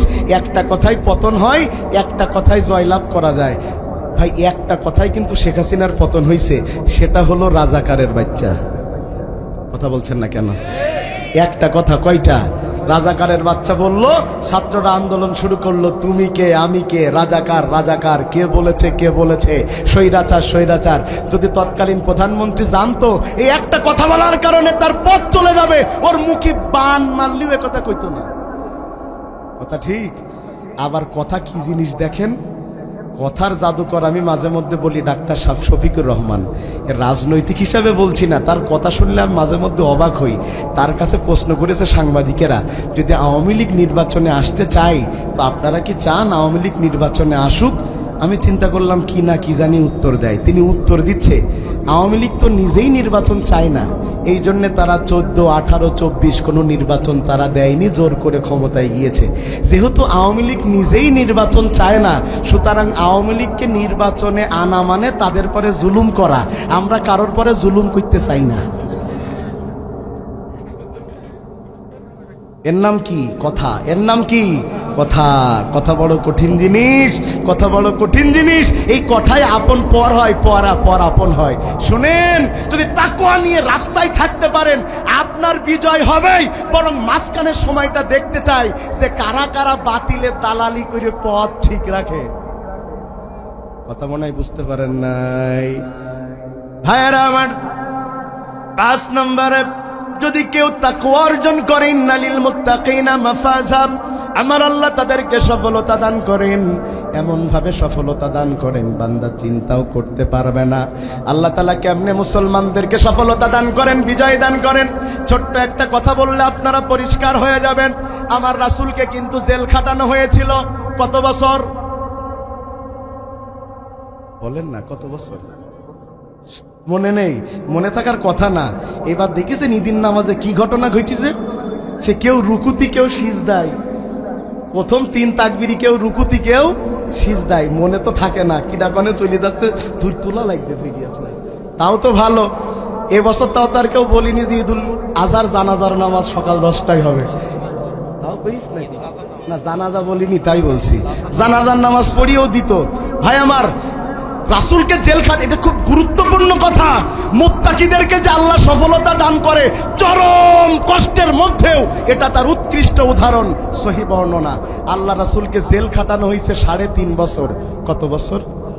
প্রথম কিন্তু সরাসরি তাকে জেলখানায় দেয়া হয় নাই, প্রথম তাকে গৃহবন্দী করা হলো। কেন?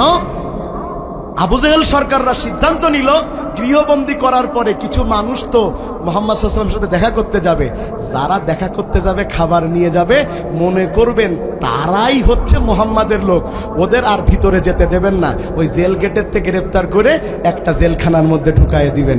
কারণ এই বিপদে আল্লাহ রসুলের সাথে সাক্ষাৎ তার দলের লোক ছাড়া আর কেউ করতে যাবে আমার এই সুন্নত পালন হয়েছিল আপনাদের সাতক্ষীরাতে 16 সালের 17 মার্চ ওয়াজ করতে আসলাম আপনাদের রসুলপুরে, সার্কিট হাউসের পাশে রসুলপুর। ওয়াজ করলাম, সাইদি সাহেবের নামে দোয়া করলাম। ওয়াজ শেষে পুলিশ চলে আসলো। আমি তখন মসজিদের মধ্যে ঢুকেছি, মহিলা দারোগা নিয়ে, হিন্দু মহিলা দারোগা জুতা পাই দিয়ে মসজিদে ঢুকলো। এক ছেলে প্রতিবাদ করলো, তাকেও আমার সাথে ধরে নিয়ে যাওয়া হয়েছিল। সে শুধু বলেছিল আপনি জুতোটা খুলে ঢোকেন। সেখান থেকে পুলিশেরা আমাকে ধরে নিয়ে আসলো। সে ঘটনা তো বলে শেষ করা যাবে না, কোন ধরনের আচরণ তারা আমার সাথে করেছিল এটা গল্প বলার আমার উদ্দেশ্য না। তো আমি যেই 1 মাস আপনাদের জেলখানায় ছিলাম, তো পরিচিত মানুষেরা দেখতে আসতো। ওই গেট দিয়ে ঢুকলেই লোক বলতে ইনামুল হুজুরির লোক মনে হয়, মানে এত বেশি লোক আসতো। ওদের আশা দেখে জেলের লোকেরা বললে এই হুজুর যে কবে বেরোলি আমরা একটু শান্তি পাই। অনেকে আবার উপর পর্যায়ের লোক আসতো জেলারের সাথে আলাপ করে ওই জেলখানার মধ্যে ঢুকে যুগে দেখা সাক্ষাৎ করতে, এটাও তাদের জন্য এক বেকায়দা ছিল। আর জেলখানার লোকেরা বলতে হুজুর যেন জীবনে ছাড়া না পায়। কেন জানেন? আমার জন্য এত খাবার নিয়ে আসতো ভাই। প্রতিদিন যদি 50-100 লোক দেখা করতে আসতো, তা খাবার বাদে তো কেউ আসতো না। ওই খাবার আমার নামে যাওয়ার পরে প্রত্যেকটা ওয়ার্ডে দেওয়ার পরেও থেকে যেত। ওরা খেতো আর বলতো হুজুর চলে গেলে তার পাবো না, হুজুর যেন সারা বছর থাকে। যেটা বোঝানোর জন্য বললাম, তো আমি জেলে গিয়েছি, আমার প্রিয় লোকেরা দেখা করতে এসেছে না, তো মার্ক করা গিয়েছে কে আমাকে ভালোবাসে আর কে আমাকে ভালোবাসে না। আপনারা যেন আবার মনে করেন না যে হুজুর তার নিজের গল্প শোনাতে আসলো, আমি খালি উদাহরণস্বরূপ বলছি। দেখা করতে আসতে আসতে 72 জন দেখা করতে আসলো। কতজন বলেন? এই 72 জন নারী পুরুষ শিশু, তারা প্রত্যেকে ইমানদার মুসলমান। তাদেরকে শিবে আবু তালেবের মধ্যে গ্রেফতার করে রাখা হলো। কিছুদিন চলে যাবার পরে আবু জেহেল আর তার শাগরেদারা, মন্ত্রিসভার সদস্যরা মিটিং ডেকে বলল, আমাদের ধারণা মতে নবী মুহাম্মদুর রাসূলুল্লাহর দলে যতজন লোক যারা লিডিং পর্যায়ে আছে তাদের সকলকে গ্রেফতার করা হয়েছে, কিন্তু আমরা অবাক হয়ে যাচ্ছি, গৃহবন্দী করার পরেও মুসলমান কমানো যাচ্ছে না, কি করা যায়? হিশাম ইবনে আমর, আবু জেহেলের উপদেষ্টা, বয়স তার 81 বছর, সে দাঁড়ায় বলল, আবু জেহেল একটা কাজ করা যায়। বলে কি কাজ? বলে সেই কাজটা হলো তাকে আর গৃহবন্দী না করে সরাসরি জেলখানার মধ্যে ঢুকিয়ে দেয়া যাক। তাহলে সবাই যখন নিশ্চিত হয়ে যাবে যে নবী মুহাম্মদুর রাসূলুল্লাহ সাল্লাল্লাহু আলাইহি সাল্লামকে আর কখনো বের করা হবে না, তখন তারা নিশ্চিতভাবে ভয় পেয়ে যাবে আর নবী মুহাম্মদুর রাসূলুল্লাহ সাল্লাল্লাহু আলাইহি ওয়াসাল্লামের দল ছেড়ে দেবে। এই কথা চিন্তা করে আল্লাহ রাসূলকে জেলের মধ্যে ঢুকিয়ে দেওয়া হলো। নারী পুরুষ সহ 72 জন লোক সহ রাসূল জেলখানার মধ্যে। যেতে যেতে যেতে যেতে 3 বছর হয়ে গেছে, আল্লাহ রাসূলকে জেলখানা থেকে বের করা হয় না। হঠাৎ একদিন হিশাম ইবনে আমর, যে কিনা পরামর্শ দিয়েছিল আল্লাহ রাসূলকে জেলখানায় ঢোকানো হোক, তার কাছে একজন যে বলল, হিশাম ইবনে আমর, তুমি একজন মুরব্বী মানুষ, তোমাকে আমরা বিবেকবান লোক বলে জানি, তুমি আবু জেহেলের প্রধান উপদেষ্টা, কিন্তু আবু জেহেল এমন একটা কাজ করছে, তুমি কেন প্রতিবাদ করো না? হিশাম ইবনে আমর বলে, আমি বৃদ্ধ মানুষ, এখন আর মন্ত্রী সবাই যেতে পারি না। কি হয়েছে বলো? বলে আবু জেহেল সিদ্ধান্ত গ্রহণ করেছে আল্লাহ রাসূলকে জেলখানার মধ্যেই হত্যা করে ফেলবে। তাকে যদি ফাঁসি দেয়া হয়, তাকে যদি ময়দানে আনা হয়, জনগণ বিদ্রোহ করতে পারে, এই জন্যে তাকে জেলখানায় মারা হবে। চিন্তা করে দেখেন, একই ধরনের এই বুদ্ধি কিন্তু মহিলা আবু জেহেলও করেছে সাইদি সাহেবকে নিয়ে, একই, বরং ওইটার চাইতে এটা বেশি ছিল। ভাইয়েরা আমার, আবু জেহেল চিন্তা করেছে আল্লাহ রাসূলকে জেলখানায় কোনো খাবার দিবে না, জেলখানায় কোনো মেডিকেল সার্ভিস তার জন্য বরাদ্দ থাকবে না, এক সময় মারা যাবে। লোকেরা জিজ্ঞাসা করলে বলবে জেলখানায় মারা গিয়েছে, আমাদের কি করার ছিল? এই কথা শুনে হিশাম ইবনে আমর খোঁজ নিল, কথা সত্য। হিশাম ইবনে আমর 3-4 দিন ধরে ঘুমাতে পারে না, খালি কাঁদে আর বলে, কি করলাম? আমি বুদ্ধি দিলাম, আবু জেহেল জেলখানায় ঢুকালো, আর এখন নবী মুহাম্মদ এবং তার অনুসারীদের মেরে ফেলতে চায়। কিন্তু আমি হিশাম তো জানি এই মক্কাতে নবী মুহাম্মদুর রাসূলুল্লাহ আর তার সাহাবীদের চাইতে সেরা কোনো মানুষ আর নাই। কিন্তু আমি যদি এখন এই অবস্থায় চলে যাই আবু জেহেলের কাছে, যে বলি নবী মুহাম্মদুর রাসূলুল্লাহ সাল্লাল্লাহু আলাইহি সাল্লাম আর তার সঙ্গীদের মুক্তি দাও, তাহলে আবু জেহেল তো আমারে ছেড়ে কথা বলবে না। আবু জেহেল এমন একটা শক্ত জিনিস, ও প্রয়োজনে নিজের দলের লোককে মারবে ক্ষমতায় থাকার জন্যে, তারপরেও কাউকে ছেড়ে কথা বলবে না। বিচারপতি এসকে সিনহার কথা মনে আছে আপনাদের? হ্যাঁ, এত তাড়াতাড়ি ভুলে যেন না ভাই। সব যখন বলে দিতে লাগলো, মহিলা আবু জেহেল বুঝতে পারলো এসকে সিনহা যদি অবস্থায় বিচারপতি থাকে, গদিও থাকবে না, আলেমরা জেলেও থাকবে না। এই জন্য কিন্তু তাকে জোর করে বিদেশে পাঠায়া তাকে পদত্যাগ করতে বাধ্য করেছে। নিজের হাতে নিয়োগ দেয়া বিচারপতিও শত্রু হয়ে যায় যখন সে আলেমদের পক্ষে সত্য কথা বলে। ভাইরা আমার, আবু জেহেলের এই সিদ্ধান্ত কোনোভাবে মানতে পারে না হিশাম ইবনে আমর। 81 বছর বয়স, 4 দিন ধরে ঘুমাতে পারে না, প্রেসার বেড়ে গেছে, তার চোখ লাল হয়ে গেছে। তার বিবি প্রশ্ন করে, ও হিশাম রে, তোমার কি হয়েছে? দীর্ঘদিন আমি তোমার স্ত্রী, তোমাকে এমন অসহায় অবস্থায় দেখি নাই। হিশাম ইবনে আমর বৃদ্ধ মানুষ কাঁদতে শুরু করলেন, বললেন, কত বড় অন্যায় আমি করেছি। আমার বুদ্ধির কারণে নবী মুহাম্মদকে জেলে দেওয়া হলো, এখন তাকে আবু জেহেল মেরে ফেলার চিন্তা করেছে, কেমনে আমি সহ্য করি? স্ত্রী বলল, সহ্য করার দরকার নাই, আবু জেহেলের কাছে যাও, তবে একা যেও না, তুমি আরো কিছু লোকজন ম্যানেজ করে নিয়ে যাও, যাতে করে আবু জেহেল সবার বিরুদ্ধে কথা বলতে না পারে। হিশাম ইবনে আমরের কথাটা বড্ড মনে ধরেছে। সে এবার বলল, একটা কাজ করি তাহলে, আমি একা যাব না, আমি আরো 4-5টা ভালো ভালো সম্পদশালী মন্ত্রী, বড় বড় লিডার ধরে নিয়ে যাই। কিন্তু বললেই তো তারা আর যাবে না, কারণ মন্ত্রিত্ব পদ তো আলেমদের চাইতে বেশি বড় তাদের কাছে। কথা বলছেন না কেন? তারা কি জানতো না আল্লামা সাইদি সাহেব রাজাকার না? ওয়াজ করতে যাচ্ছি রংপুরে, এক নেতা আমারে নিতে আসছে, গাড়িতে উঠেই ওই দলের নেতা, গাড়িতে উঠেই ড্রাইভারকে বলতে, সাইদি সাহেবের রস দাও। আমি বললাম, সাইদি সাহেবের রস তারে না আপনার রাজাকার মনে হয়? দূর, তো রাজনৈতিক স্বার্থে বলি, কিন্তু আমরাও জানি সাইদি সাহেব রাজাকার না, আর তার চাইতে ভালো বক্তা দুনিয়াতে আর হতে পারে না। ভাইয়েরা আমার, ভাই কষ্ট হচ্ছে না তো? রাত কিন্তু 12টা বেজে গেছে, আর কিছুক্ষণ বলবো। কতক্ষণ? সারা রাত, ফজরের সময় পুরো কাজ। নামাজ পড়বেন তো ইনশাআল্লাহ। একটু ছোট্ট করে বলে যাই, 5 নম্বর পয়েন্টের উপরে আছি। হিশাম ইবনে আমর সে চিন্তা করলো, কার কাছে যায়, কার কাছে যায়। হিশাম ইবনে আমর যেতে যেতে যেতে যেতে চলে গেছে জুহাইর ইবনে আবু উমাইয়ার কাছে। তখন বাজে রাত 12টা। কয়টা? কথা বলে না, কয়টা? বেচারার ঘুম আসছে না, বলছে ঘুমাবো না, আজকে রাতে আমি আবু জেহেলের কাছের 5 জন মানুষের কাছে যাব, তারা কি বলে একটু শুনবো। সবার আগে আমি কার কাছে যেতে চাই? জুহাইর ইবনে আবু উমাইয়া। জুহাইর ইবনে আবু উমাইয়াকে, জুহাইর ইবনে আবু উমাইয়ার মা আমার রাসূলের দুধ মায়ের বোন। আমার রাসূলের দুধ মা ছিলেন মা হালিমা। মা হালিমা একবার অসুস্থ হন, আমার রাসূলকে কিছুদিন দুধ পান করাতে পারেন নাই। এই জন্য কয়েকদিনের জন্য জুহাইর ইবনে আবু উমাইয়ার মায়ের কাছে রেখেছিল। আল্লাহ রাসূল তার দুধ পান করেছিল, যার ফলে জুহাইর ইবনে আবু উমাইয়ার মা আল্লাহ রাসূলকে নিজের সন্তানের মতো ভালোবাসতো। হিশাম ইবনে আমর মনে করলে, একটু যাই, যে দেখি, যেহেতু তার মা রাসূলের প্রতি দুর্বল, হতেও পারে কোনো কাজ। 12টার সময় যে দরজায় নক করেছে, কথা যেই না নক করেছে, ডাকার আগে দরজা খুলে দিয়েছে। হিশাম ইবনে আমর ডাক দিয়ে বলে, ও জুহাইর, এত রাত তুমি ঘুমাও নাই? কই চাচা, আমার কথা বাদ, আপনি এত মুরব্বী একজন মানুষ, আপনি কেন এত রাতে ওই লাঠি ধরে ধরে আমার বাড়ি আসলেন? নিশ্চয়ই কোনো কারণ আছে। এবার হিশাম ইবনে আমর ডাক দিয়ে বলে, জুহাইর, আমি তোমার সম্পর্কে জানি, তুমি আবু জেহেলের প্রধান সন্ত্রাসী, মানে স্বরাষ্ট্রমন্ত্রী।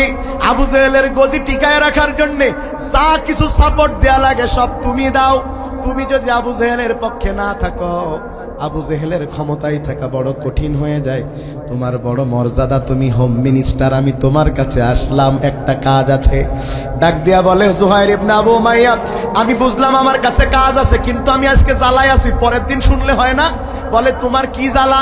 বলে মায়ের জ্বালা।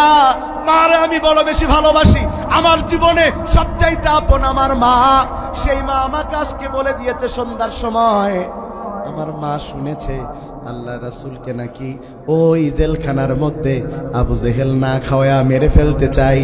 আমার মা আমারে ডাক দিয়ে বলছে, জুহাইর, তুই আবু জেহেলের প্রধান সন্ত্রাসী স্বরাষ্ট্রমন্ত্রী, তুই যদি আমার ছেলে মোহাম্মদকে মুক্ত না করিস, আমাকে আর তুই আজ থেকে মা বলে ডাকবি না। আমি যদি মারা যাই, খবরদার তুই আমার লাশ ছুঁয়ে দেখবি না। আমি যদি মারা যাই, খবরদার আমার দাফন তুই করবি না। চাচারে, আমি আমার মাকে এত এত এত ভালোবাসি। আমার মা এই কথা বলার পরে আমি আর সহ্য করতে পারছি না। আমি আবু জেহেলকে ছাড়তে পারি, আমার মাকে ছাড়তে পারি না, বড় বিপদে আছি। হিশাম ইবনে আমরের মনে মনে খুশি যে আমি যেই কাজে বলতে আসছি সেই কাজ অর্ধেক হয়েই আছে। সুবহানাল্লাহ। কয় না? হিশাম ইবনে আমর বলেন, আমি তো একই কাজে আসছি, 5টা দিন ধরে ঘুমাতে পারি না। নিরপরাধ একজন মানুষকে হত্যা করা হবে, মানুষ হিসাবে কেমনে সহ্য করি? আমি তো তার মুক্তি চাই, তুমি কি চাও? জুহাইর বলছে, চাচা, কেউ যদি নাও চাই, আমি চাই। আর আপনি মোহাম্মদকে মুক্ত করার জন্য যা চাইবেন, আমার কাছ থেকে আপনি সব সহযোগিতা পাইবেন। বড় খুশি হয়ে গেল হিশাম ইবনে আমর।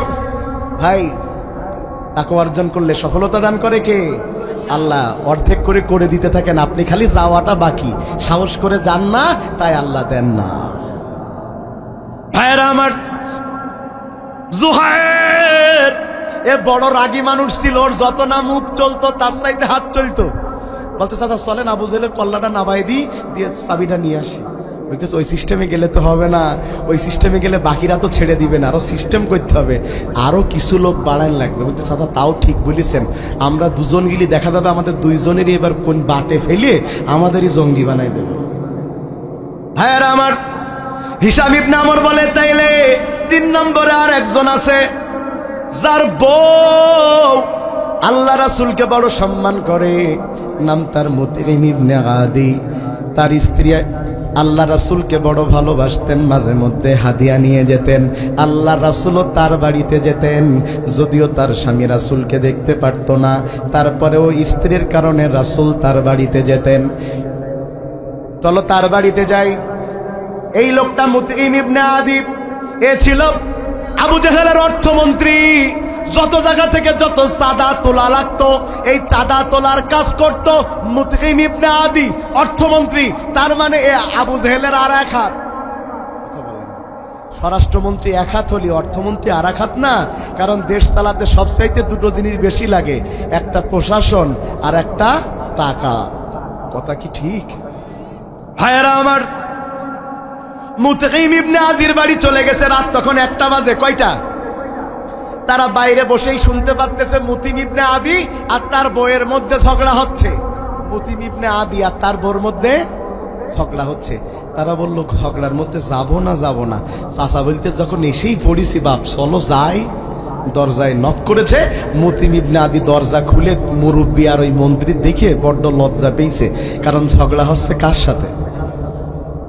চিন্তা করছে, আমার এত বড় মন্ত্রী বলে জানে, আর চাচা এসে দেখে ফেললে আমার বউ, তাই আমার মানে না। কথা বলছেন না কেন? ভাই, আমরা যত বড় হুজুর হই, সবার মুরিদ বানান যায়, বোর মুরিদ বানান যায় না। সাইদি সাহেবের একটা ওয়াজ মনে পড়ে গেল, বলবো? সাইদি সাহেব ওয়াজ করতেছেন যে এক রাজা তার প্রধান উজিরকে জিজ্ঞাসা করলেন, উজির, আমার রাজ্যের লোককে আমারে সবাই ভয় পায়, সম্মান করে। বলছে, সম্মান করে 100, ভয়ও পায়। তবে ঘটনা হচ্ছে, আপনার যত না ভয় পায়, তার চাইতে এলাকার পুরুষরা সব তার বউরে বেশি ভয় পায়। রাজা বলল, কত বড় কথা! আমার রাজ্যের জনগণ আমার চাইতে তার বউরে ভয় পায়, সবাই রে মাঠে ডাক, আমি বক্তব্য রাখবো। এলান করে দেয়া হলো, সবাই আসলো। আসার পরে রাজা ডাক দিয়ে বলছে, বউকে ভয় পাও কারা কারা? হাত তোলো। হাত তুলেছে সবাই, ডান পাশে যাও। আর বউকে ভয় পাও না কারা কারা? হাত তুলেছে একজন, বলছে বাম পাশে যাও। বলতেছে এই পুরো রাজ্যের মধ্যে একটা লোক হলো সাহসী, সেটা তুমি তোমার বউর মোটে ভয় পাও না। বলছে রাজা রে, আমি আমার বউরের ভয় পাই কিনা আমি জানি না। রাজা বলছে সত্যি কথা বলো, ভয় পাও? বলছে আবারও বলছি, ভয় পাই কিনা আমি জানি না, তবে আমার বউ বলে দিয়েছে সবাই যেই পাশে, তুই যদি সে পাশে যাস তো ঠ্যাং ভেঙে হাতে ধরাই। তার মানে বোঝা যায় সবাই একটু বউরে ভয় পায়। কথা বলে না, পাই না? তবে আমরা হুজুরের একটু কম পাই। আমরা রাত 3টে 4টে বাড়ি দিয়ে দরজায় নক করি, দরজা খুলতে লেট হলে মাপ চেয়ে নেই, সালাম দেই। আর আপনি বাড়ি গেছেন 12টায়, বউ দরজা না খুলে বলছে যেই দোকানে ছিলি ওই দোকানে থেকে যা। কথা বলে না কা, যা ওই দোকানে মরিকে যা, কারণ বউ জানে আমি ওয়াজ করেছি আর আপনি তাস পিটাইছেন। কথা কয় না কা, কি পিটাইছে? তাস পিটাইছে। ভাইরা আমার, হিসাব ইবনে আমর বলে এত রাত গ্যাঞ্জাম করছো কেন? বলে গ্যাঞ্জাম করি কি আর সাধে, আমার একটা ছেলে আছে, নাম তার জুগরা। এই জুগরার বয়স এখন 3 বছর প্লাস। এই জুগরার বয়স যখন 15 দিন, আমার বিবি বড় বেশি ভালোবাসতো নবী মুহাম্মদ সাল্লাল্লাহু আলাইহি সাল্লামকে। তাকে ডাক দিয়ে আনলো যে আমার একটা ছেলে হয়েছে, আপনি দোয়া করে যান। আল্লাহ রাসূল নাকি আমার বাড়িতে সেদিন আসলেন, আমার ছেলেকে কোলে নিলেন, নিজের মুখের লালা আমার ছেলের মুখে দিলেন। কত বড় সৌভাগ্য! আমার ছেলে অল্প কয়েকদিন পরেই কথা বলতে শুরু করেছে, বয়স এখন তার 3, আর কথা বলে মুরব্বীদের মতো। সে যেই কথা বলে সেই কথা সত্য হয়ে যায়। আজ সকালে নাকি আমার ছেলে আমার স্ত্রীকে বলেছে, মা আমি জানতে পেরেছি যার লালা আমার মুখে দেওয়ার কারণে আল্লাহ আমারে এত জ্ঞান দিয়েছে, সেই লোকটাকে নাকি ওই জেলখানার মধ্যে আবু জেহেল মেরে ফেলতে চায়। ওই আবু জেহেল তার কাছে খাবার দিতে দেয় না, তার জেল কোড অনুযায়ী কোনো সুবিধা দেয় না, তার মেডিকেল কোনো সার্ভিস দেয় না, তার এত কষ্ট দেয় যে এত কষ্ট সে পেয়েছে, খাবারের অভাবে সে আর তার সাহাবীরা গাছের বাকল ভিজায়া ভিজায়া খায়। এত কষ্ট দিয়েছে তাকে কে বা কারা জানি, একটা ছাগলের চামড়া ফেলে দিয়েছে শিবে আবু তালেবের মধ্যে, গরম পানির মধ্যে রাইখা তারা পশমগুলো ছড়ায় ছড়ায় খাইতে বাধ্য হয়েছে। আমি জানতে পেরেছি আমার নবী যখন প্রস্রাব করতে যায় পানি আসে না, পানির বদলে প্রস্রাব যায়, কত কষ্ট পায়। আমি শুনেছি তার যে অবস্থা এইভাবে থাকলে আর বাঁচবে না।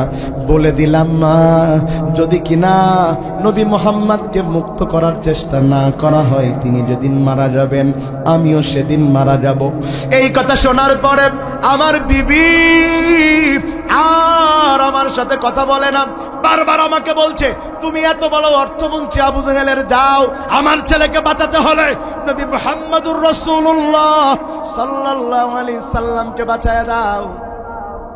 কিন্তু আমি যেতে রাজি হই না, কারণ আমি যদি যাই আবু জেহেল তো আমার সাথে ভালো ব্যবহার করবে না, বলবে তুমি তোমার ছেলের জন্য একা হতে পারে না। হিসাব ইবনে আমর মনে মনে আনন্দ করে আর বলতেছে আল্লাহ কত সহজ করে দেয়, সুবহানাল্লাহ। আমি আসার আগে প্রত্যেকটা ঘরে আমি যেখানে যেখানে যাচ্ছি আল্লাহ তার আগে পরিবেশ করে রেখেছে, আমি বললেই তারা টোপ গিলে নিবে। সুবহানাল্লাহ, সুবহানাল্লাহ। তা চাচা আপনি কেন আসলেন? তাই তোমারও যে কাম আমারও সেই কাম, আমি ঘুমাতে পারি না।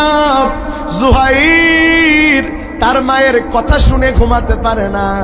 তুমি তোমার স্ত্রী হুমকি দিয়েছে যদি কিনা নবী মুহাম্মদকে মুক্ত না করো তোমার স্ত্রী চলে যাবে সন্তান সহ, তুমিও বিপদে আছো, চলো বিপদ মুক্ত হই, চলো আবু জেহেলের কাছ থেকে মুক্ত করে নিয়ে আসি নবী মুহাম্মদুর রাসূলুল্লাহকে।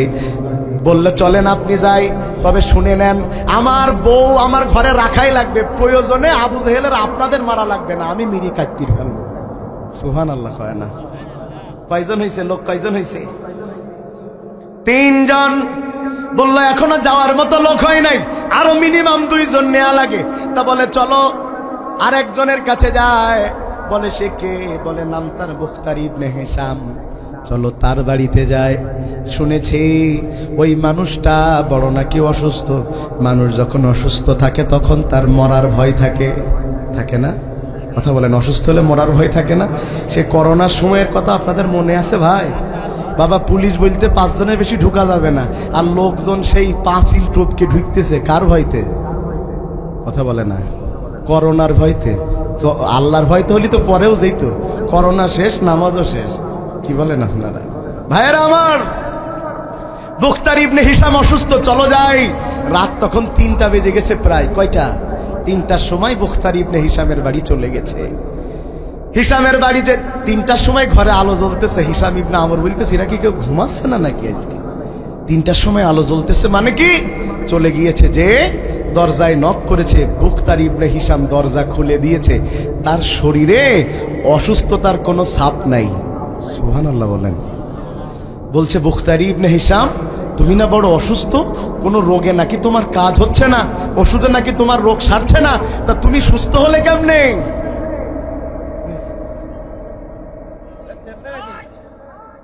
বাবা, ভাইয়ের গলায় জোর ভালো তো, খালি তো মাইক আল্লাহ না, গলাও মাইক। নারায়ে তাকবীর।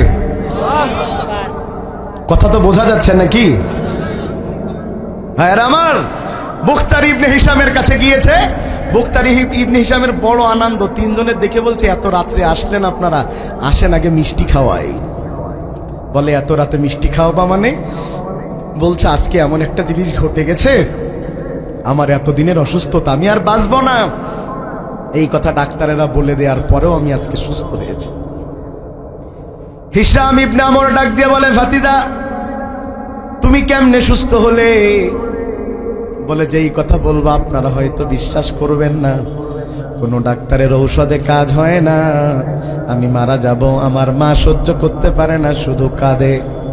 কে বা কারা জানি আমার মাকে বলেছে, নবী মুহাম্মদুর রাসূলুল্লাহ সাল্লাল্লাহু আলাইহি সাল্লাম যেই কালেমা পড়ে মানুষদেরকে দাওয়াত দেয়, ওই কালেমা যদি পানিতে একবার ফু দিয়া খাওয়ানো যায়, তাহলে তোমার ছেলে সুস্থ হয়ে যাবে।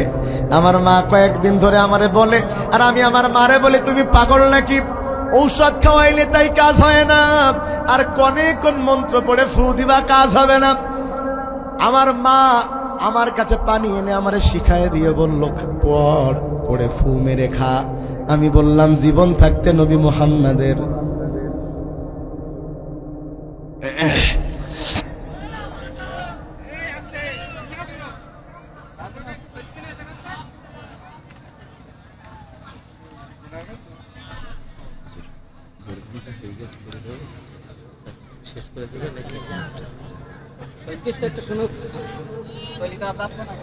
নারায়ে তাকবীর, নারায়ে তাকবীর। আমরা বলছিলাম তাকওয়া অর্জনের লাভ কয়টা? 12টা। বলছি কয় নাম্বার? 5 নাম্বার। আল্লাহ সফলতা দেয়। দেখেন আল্লাহ মুত্তাকিদের সাথে কেমনে থাকে। আল্লাহ ওদের দলের লোক দিয়ে আল্লাহ রাসূলের মুক্তির মিছিল করাচ্ছে।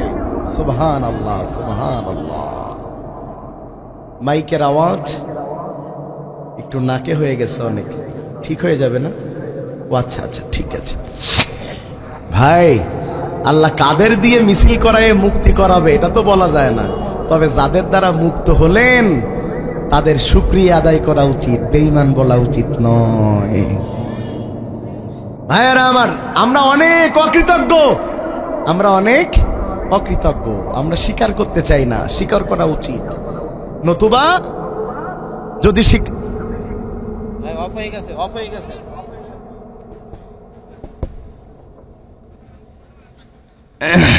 প্রিয় ভাইয়েরা আমার, কৃতজ্ঞতা স্বীকার করা উচিত। কারণ যে কৃতজ্ঞতা আদায় করে না, আল্লাহও তার প্রতি কৃতজ্ঞ হয় না। বুখতার ইবনে হিশাম ডাক দিয়া বলছে, চাচা আমি যখন ওই কালেমা পড়তে চাইলাম না, আমার মা নিজে ওই কালেমা পড়ে পানির মধ্যে ফু দিয়ে আমারে জোর করে খাওয়ালো। চাচা কি বলবো আপনারে, আমি যখন কালেমা পড়া পানি পান করলাম, সাথে সাথে আমার রোগ মুক্ত হতে শুরু হয়ে গেছে। জোরে কন্যা সুবহানাল্লাহ।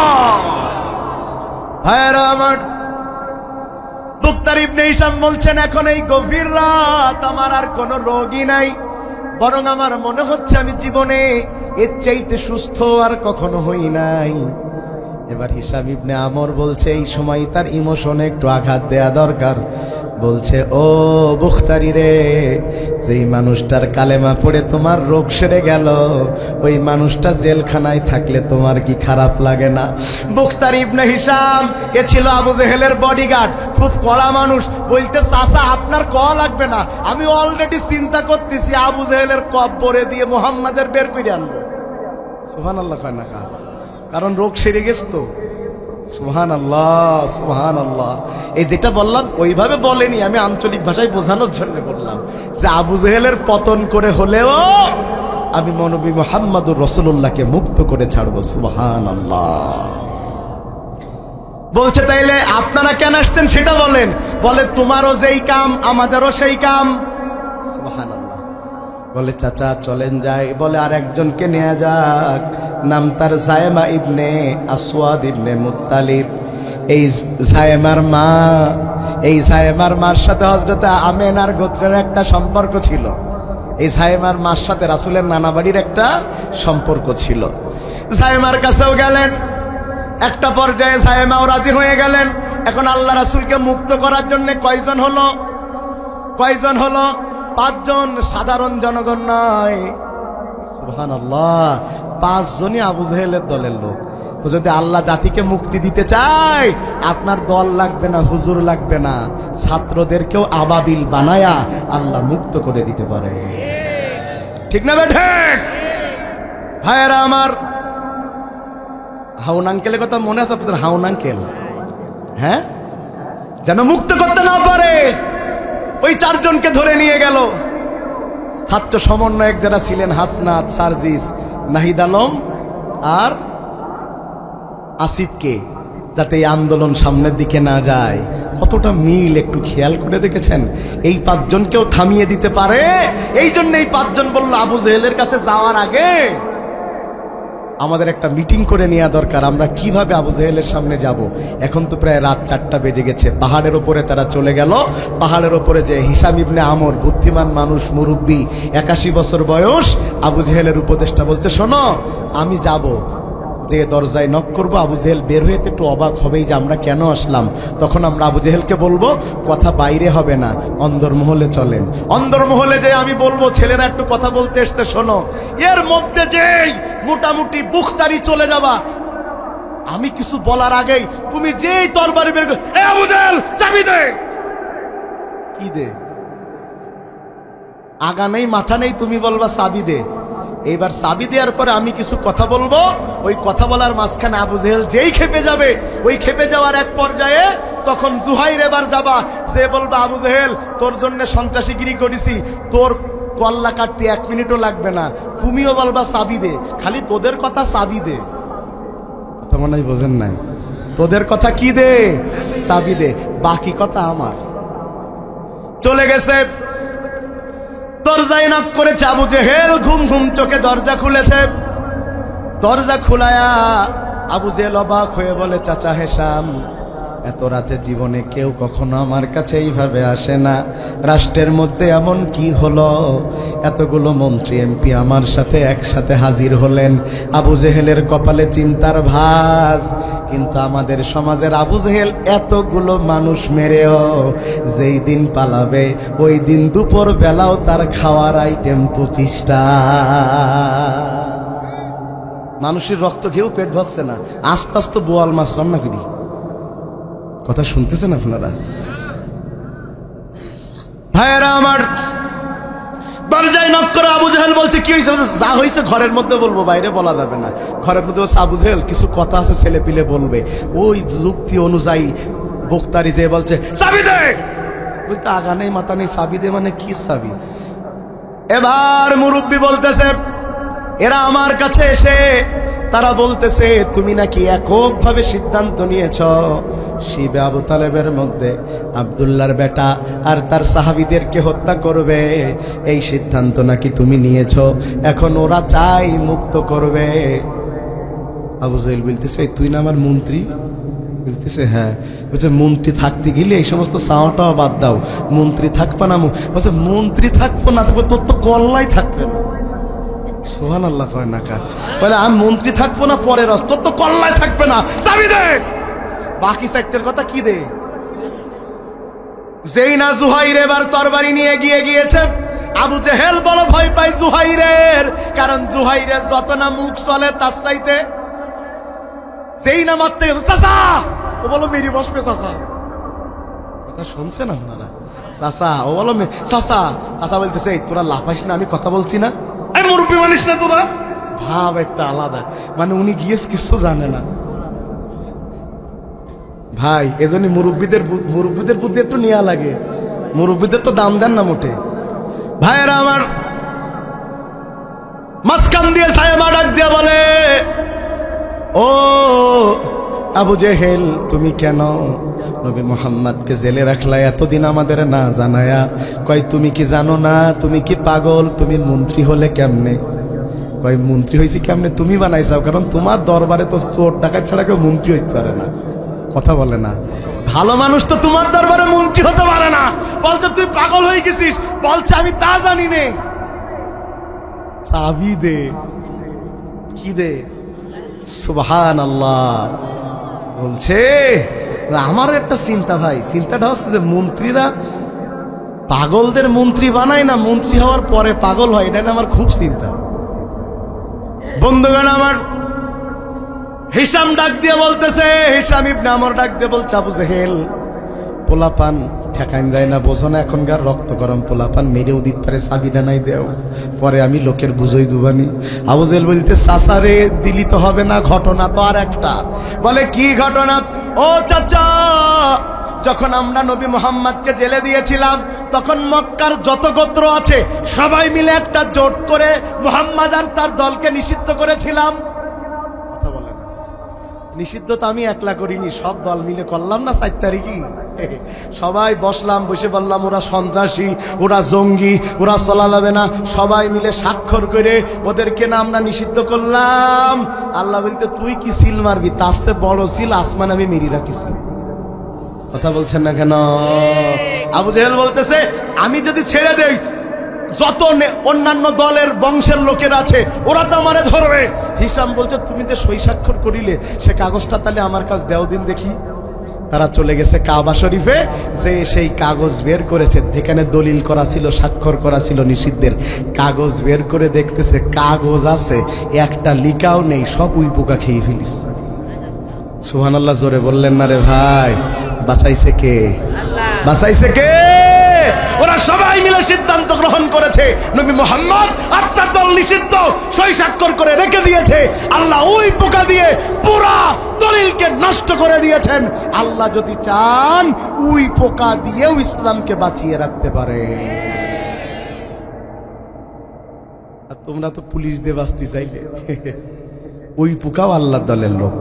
সুবহানাল্লাহ কয় না কা? ওই পোকাও কার দলের লোক? আবাবিল কার দলের লোক? ভাইয়েরা আমার, আবু জেহেল এটা দেখে অবাক হয়ে গেল, কেমনে সম্ভব? কাইফা হাযা ইয়া আম্মি, ও আমার চাচা এটা কেমনে হলো? এটা তো এমন জায়গাতে সংরক্ষণ করে রাখা, শুধু কালিগুলা শুধু লেখাগুলা খাওয়া শেষ, বাকি কাগজ খাই নাই। বোঝা গেল এ ওই পোকা, সে ওই পোকা না। সুবহানাল্লাহ। ভাইয়েরা আমার, আবু জেহেল ভয়ে ভয়ে চাবি দিয়ে দিয়েছে। সুবহানাল্লাহ। কি দিয়ে দিয়েছে? এই 4 জনে এত জোর করতেছে, তাও বলছে যাব না, আগে একটা ভাষণ দেব তারপর যাব।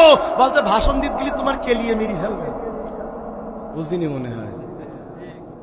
বোঝেন খাপের খাপ, খাপের খাপ। এদিকতে সেনাপ্রধান যে বলতেছে দৌড় মারো, 45 মিনিট দৌড় মারো, মারবো না, ভাষণ দেবো। বলতে ভাষণ দিলে তোমার ছানা করি ফেলবেনি। ওদিকে হিসাম ইবনে আমর যে বুঝতে চাবি দেও নাই, ছানা করি ফেলবেন। মেলে মেলে, এই তো ওয়াজ বুঝে ফেলিছেন, সব মেলে। ভাইয়েরা আমার, চাবি নিয়ে চলে গেছে। এবার একটু হৃদয়ের কানটা লাগান, শুধু এই কান নয়, চাবি নিয়ে চলে গেছে। দরজা খুলে ডাক দেয় কেউ, ওই জেলখানা থেকে বাইরে বের হয়ে আসে না। হিসাব ইবনে আমর ডুকরে কেঁদে উঠতে বলল, আমরা আস্তে আস্তে মারা গেল নাকি তারা? জেলখানার মধ্যে ঢুকে দেখে সবাই শুয়ে আছে। ওটার মতো শক্তি সাহাবীদের গায়ে নাই। আল্লাহ রাসূলের কাছে যেয়ে দাঁড়ালেন, রাসূলের চোখ দিয়ে পানি, বলছে চাচা কেন এসেছেন? আমাদের ব্যাপারে কোনো সিদ্ধান্ত আপনাদের হয়েছে নাকি মেরে ফেলার? হিসাব ইবনে আমর কাচ্চা আর বলছে, তাকিয়ে দেখ জুহাইর, তাকিয়ে দেখ বুখতারি, তাকিয়ে দেখ জায়মা, তাকিয়ে দেখ মুতাইম, কি অবস্থা করেছে সোনার মানুষগুলারে। আল্লাহ রাসূলকে উঠে দাঁড়াতে বললেন। তিনি বলছেন, চাচা আল্লাহে, সে আল্লাহর নামে কসম যার হাতে আমার জীবন, আমার শরীরে যদি এক ফোঁটা শক্তি থাকতো আমি আপনাদের দেখে বসে থাকতাম না। কয়েকজন মিলে রাসূলকে তুলে ধরলেন, তাও রাসূল পা রাখতে পারেন না, পুরা শরীর তার ভেঙে পড়েছে। সাহাবায়ে কেরামদের শরীরটা হলুদ হয়ে গেছে। কি একটা অবস্থার মধ্যে, মরা মরা অবস্থা, কেউ বেহুশ হয়ে যায়, কেউ হুশ। হিসাম ইবনে আমর ডাক দিয়া বলেন, ও আব্দুল্লাহর বেটা মুহাম্মদ সাল্লাল্লাহু আলাইহি ওয়াসাল্লাম, শুনো, তোমাদের এখন বের করা যাবে না। যে অবস্থা এখানে দেখতেছি, এই অবস্থায় কিন্তু বড় ক্ষতি হয়ে যাবে, বাইরে নিলে আগে চিকিৎসার ব্যবস্থা করে নেই। ডাক্তার ডাকা হলো, বাইরে থেকে খাবার খাওয়ানো হলো। এর মধ্যে চারিদিকে হয়ে গেছে নবী মুহাম্মদুর রাসূলুল্লাহ মুক্ত হয়েছেন। সুবহানাল্লাহ, সুবহানাল্লাহ। এমন একটা ডাকের অপেক্ষায় আমরা ছিলাম, এমন একটা ঘোষণার অপেক্ষায় আমরা ছিলাম, যে দেশে কোরআনের পাখি আর একটা বার বের হয়ে দেশে কোরআনের কথা বলবে। কিন্তু জালিমরা আমাদের সেই সুযোগ দেয়নি। জালিমরা হসপিটালে তাকে চিকিৎসার নামে হত্যা করেছে। আজকে কোরআনের মাহফিলগুলোতে জনতার ঢল নামে, পত্রিকাগুলো লিখছে, টেলিভিশনগুলো লিখছে, আজকাল কোরআনের মাহফিলে লাখো জনতা হচ্ছে। আজারি ভাইয়ের মাহফিলে নাকি 25 লক্ষ 40 লক্ষ মানুষ হচ্ছে। আমির হামজা ভাইয়ের মাহফিলে নাকি লক্ষ লক্ষ মানুষ হচ্ছে। এই খবর যখন দেখি, যতটা না আনন্দিত হই, তার চাইতে কষ্টের হৃদয়টা ফেটে যায়।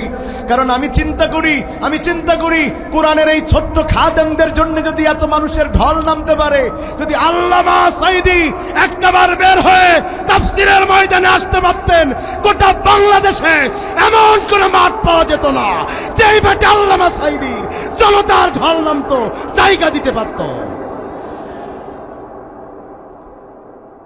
দুর্ভাগ্যজনক হলেও সত্য, আজকে সেটা থেকে আমাদের মাহরুম করা হয়েছে।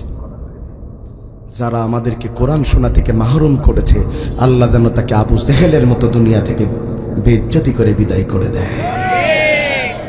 ভাইরা আমার, আল্লাহ রাসূল সুস্থ হলেন। এবার হিসাম ইবনে আমরকে বললেন, আমি আপনার সাথে যেতে চাই কাবার চত্বরে।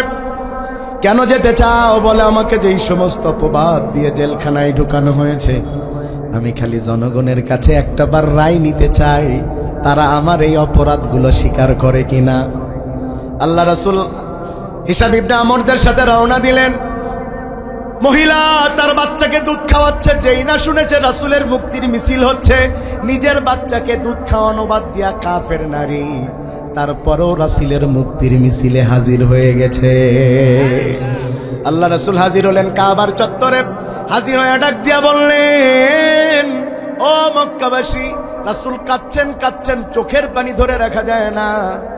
আল্লাহ রাসূল বলছেন, মক্কাবাসী, আমি নবী মুহাম্মদ দ্বারা আমার জীবনে তোমরা কখনো কি কোনো ক্ষতিগ্রস্ত হয়েছো নাকি?